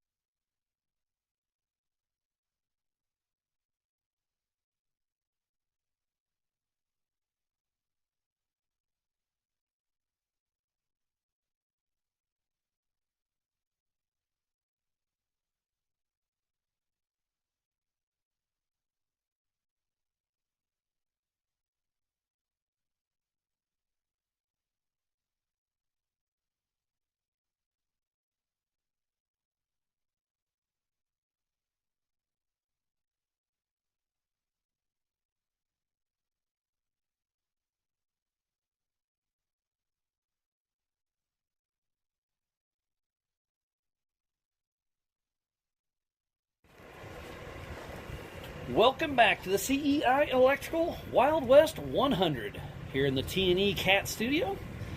I've got Anthony Ice Cream Taylor. How you doing, buddy? Good. How are you, Miles? Oh, great. Good. I'm doing great. I'm glad you came out here for this. Oh, awesome. Yeah, it's fun. You know, obviously, I've seen you at King of the Hammers and Old Four quite a bit, but it's fun. I've really enjoyed kind of the grassroots, the low key of Yellowstone off-road racing. It's been fun, and you came out here and locked down second position. That's pretty fun. Yeah, it's really awesome. Yeah, this year at King of the Hammers, we had a really rough year with lots of things. Lots of people say that. Yeah, and so our car was down for a long time. So we actually just recently got the thing back together, all new rear suspension, and so we came out here, and it's really our first run on it. So we're trying to take it pretty easy, but yeah, it was exciting. It was a good course. It looked good. It looked pretty smooth. But I saw you a couple times going pretty quick, and it looked like shocks were fading out a little bit. Maybe. Yeah, maybe a little bit. Yeah, we still got a little bit of work to do. It's work in progress. So Anthony Ice Cream Taylor, where'd that come from? I love ice cream. Okay, perfect. That's easy. Ice cream. All Yeah, right. always eating ice cream. I like that. Yep. Been a good time. And what were your thoughts on the course? Just wanted to finish. Okay. In order to win a race, you got to finish a race. I understand that 100%. Goal was just to get out there and finish it, and we did. We finished it. So. That was awesome. Yeah, that's all. And to get a second position here, can't be mad about that. No. It's really exciting. Really exciting. And your buddy, I just drew a blank. Taryn Hallowich. He won the race by quite a bit. Yeah, by quite a bit. Yeah. But man, he put on a great showing, and you were in the hunt the entire time, and he put on a great show, but you were there. And, it was great. Yeah, he puts down some pretty awesome times. It looks like there. Yeah, 18:35. I think is the fastest of the day overall. Wow. Fastest time of the weekend so far is 18:35. Taryn Hallowich. Wow. Yeah, he was scooping. Yeah, it was a good run, and you were a minute or so off that pace, I think. Yeah. Your fast was a 20:27, so that's still very respectable. Yeah, and all in good fun. Yeah. It's definitely was a little more torn up from qualifying or practice, I guess. When we were practice running out there earlier, we did a couple practice runs. And we actually went over the rocks. I was hoping we were going to get to run the rocks. Yeah, we were hoping too. There was only a few of them, and I wish we would have run the rocks because hopefully next year we can get some more 45s here and open it up. Yeah, it was a lot of fun. So what's your game plan for the rest of the year? Are you taking it off, getting ready for Hammers again? Yeah, we're just going to take it off the rest of the year off and spend time with the family and get the car ready for Hammers, and hopefully we can lock in a finish at Hammers. Yeah, finish at Hammers is always. I mean, there's so many people that have been there a lot and can't say they've finished it. So that's got to be pretty exciting to get out there and get a finish. Yes. So we have the 17-15 of Hunter Wright. He's part of the mod class, so that should put him in 4th position overall. I think we still have 1, maybe 2 after Hunter passes through. Yeah, I heard, I don't know for sure, but Ethan Road I heard is out. That is unconfirmed, and then we still have Keaton Potter out there pushing strong. But here is Hunter Wright grabbing the checkered flag, unofficial 4th position for the CEI Electrical Wild West 100. Good job, Hunter. Yeah, great run, great camaraderie, and it's been just a lot of fun. What's your game plan for the rest of the weekend here? Are you just gonna hang out, or? Yeah, my racing partner Brandon Goodwin, his wife's actually gonna be driving his car tomorrow. Yep, the 5169. All right, there we go. Yeah, so we'll be, car. Yep. Yeah, so we'll be pitting for them tomorrow, and then we're gonna help out the Jensen brothers also. All right. Small team, so yeah. The dad Mark is racing. I love that. Yeah. I was going through my notes a few days ago, and I saw Jensen and just kind of glanced over it. Well, I guess let's say a couple weeks ago I saw Jensen, glanced over it, and then I was doing my homework and I saw Mark. I'm like, oh, the dad's racing. Yeah. I think this is the first time he's ever physically entered the race. Yes, it's always been one of the brothers that's raced. Yeah. His sons. Yes, his son's always raced. Yeah. So that's really cool. Yeah, he's excited. We're camped with them, so he's excited about it. Those O.R.R. struts. One of my good buddies, Kelly Kaiser, was one of O.R.R.'s first retail sales. Oh, okay. Sales. And so I've known about O.R.R.'s for probably 15 plus years now. Wow. 07, I guess. So that's longer than that. Almost 20 years. Wow. And anyway, so back in the day, they were cool. And to see them progress, and and to run those with King of the Hammers, Ultra 4, Yellowstone Off-Road, it's really cool to see, and it's just I don't understand how they work, but it's really impressive on what they do. Yes, absolutely. So it's cool to see ORI out here debuting, or not debuting, but showing off what they built. Yeah.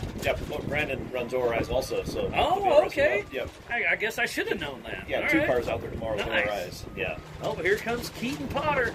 He's all over the horn. The crowd is excited to see their buddy finish.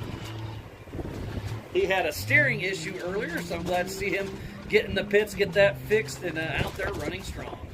So that should put Keaton Potter in that 5th position in the comp mod class. You know, I hate it when somebody has an issue, but I love it when they are able to fix it and get back out there and get that finish. Yeah. Overcome. Yep. Overcome it. And here he comes, the number 299 Throttle Down Customs, Keaton Potter, grabbing the checkered flag with a top 5 finish. The wind is howling, the dust is out. But what a great run. Well, Anthony, thanks for joining me in the booth. Good times.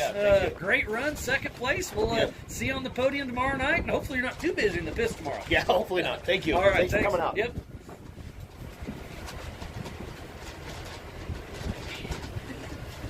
Man, it's getting it's been a little lull here in the T&E Cat Studio, but I've had some special guests come on in, and another one, Shelby McDonald. How you doing, buddy? Good. How are you? Oh, I'm doing great. Staying You warm and in Charlie, barely. It's starting to chill off. But you and Charlie had a very good run going. What happened first lap right here? You guys just started spitting and sputtering. I actually don't know.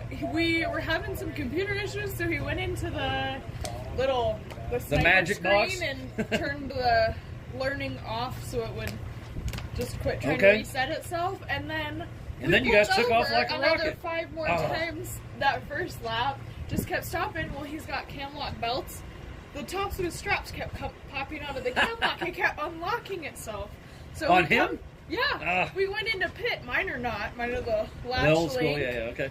So we pull into pit, and they're duct taped in his cam lock buttons. Hey, if you can't fix it with zip ties, duct tape, or baling wire, it can't be fixed. So they said, here's a knife. You're going to hold this. It's a foldable knife. Yeah. So if it gets ugly, cut them down the chest. That's it, Charlie. You're out. That's well, you guys still finished and got 2nd position. Oh, my gosh. Unofficial. How much fun did you have out there? Oh my gosh, it was a freaking ball. It was brutal, I'm not gonna lie, but it was just fun. We were having such a good time. How rough was the course? It definitely got a lot worse as it went on. Okay, I was wondering, so it started to deteriorate a little bit. I would honestly say the last 2 laps were pretty similar, but I think all the shocks and everything were starting to fade and just get tired overall, so that really had an impact on it. But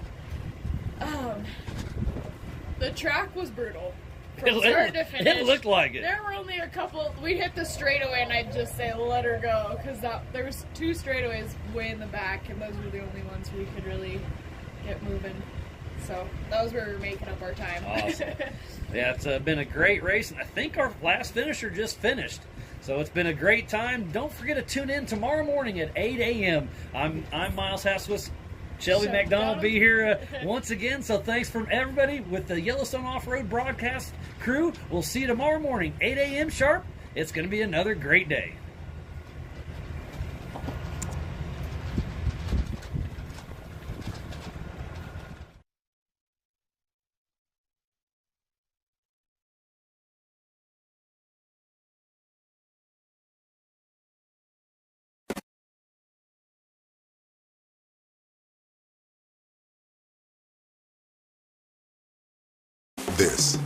This is your world, your job, your crew, your CAT compact equipment.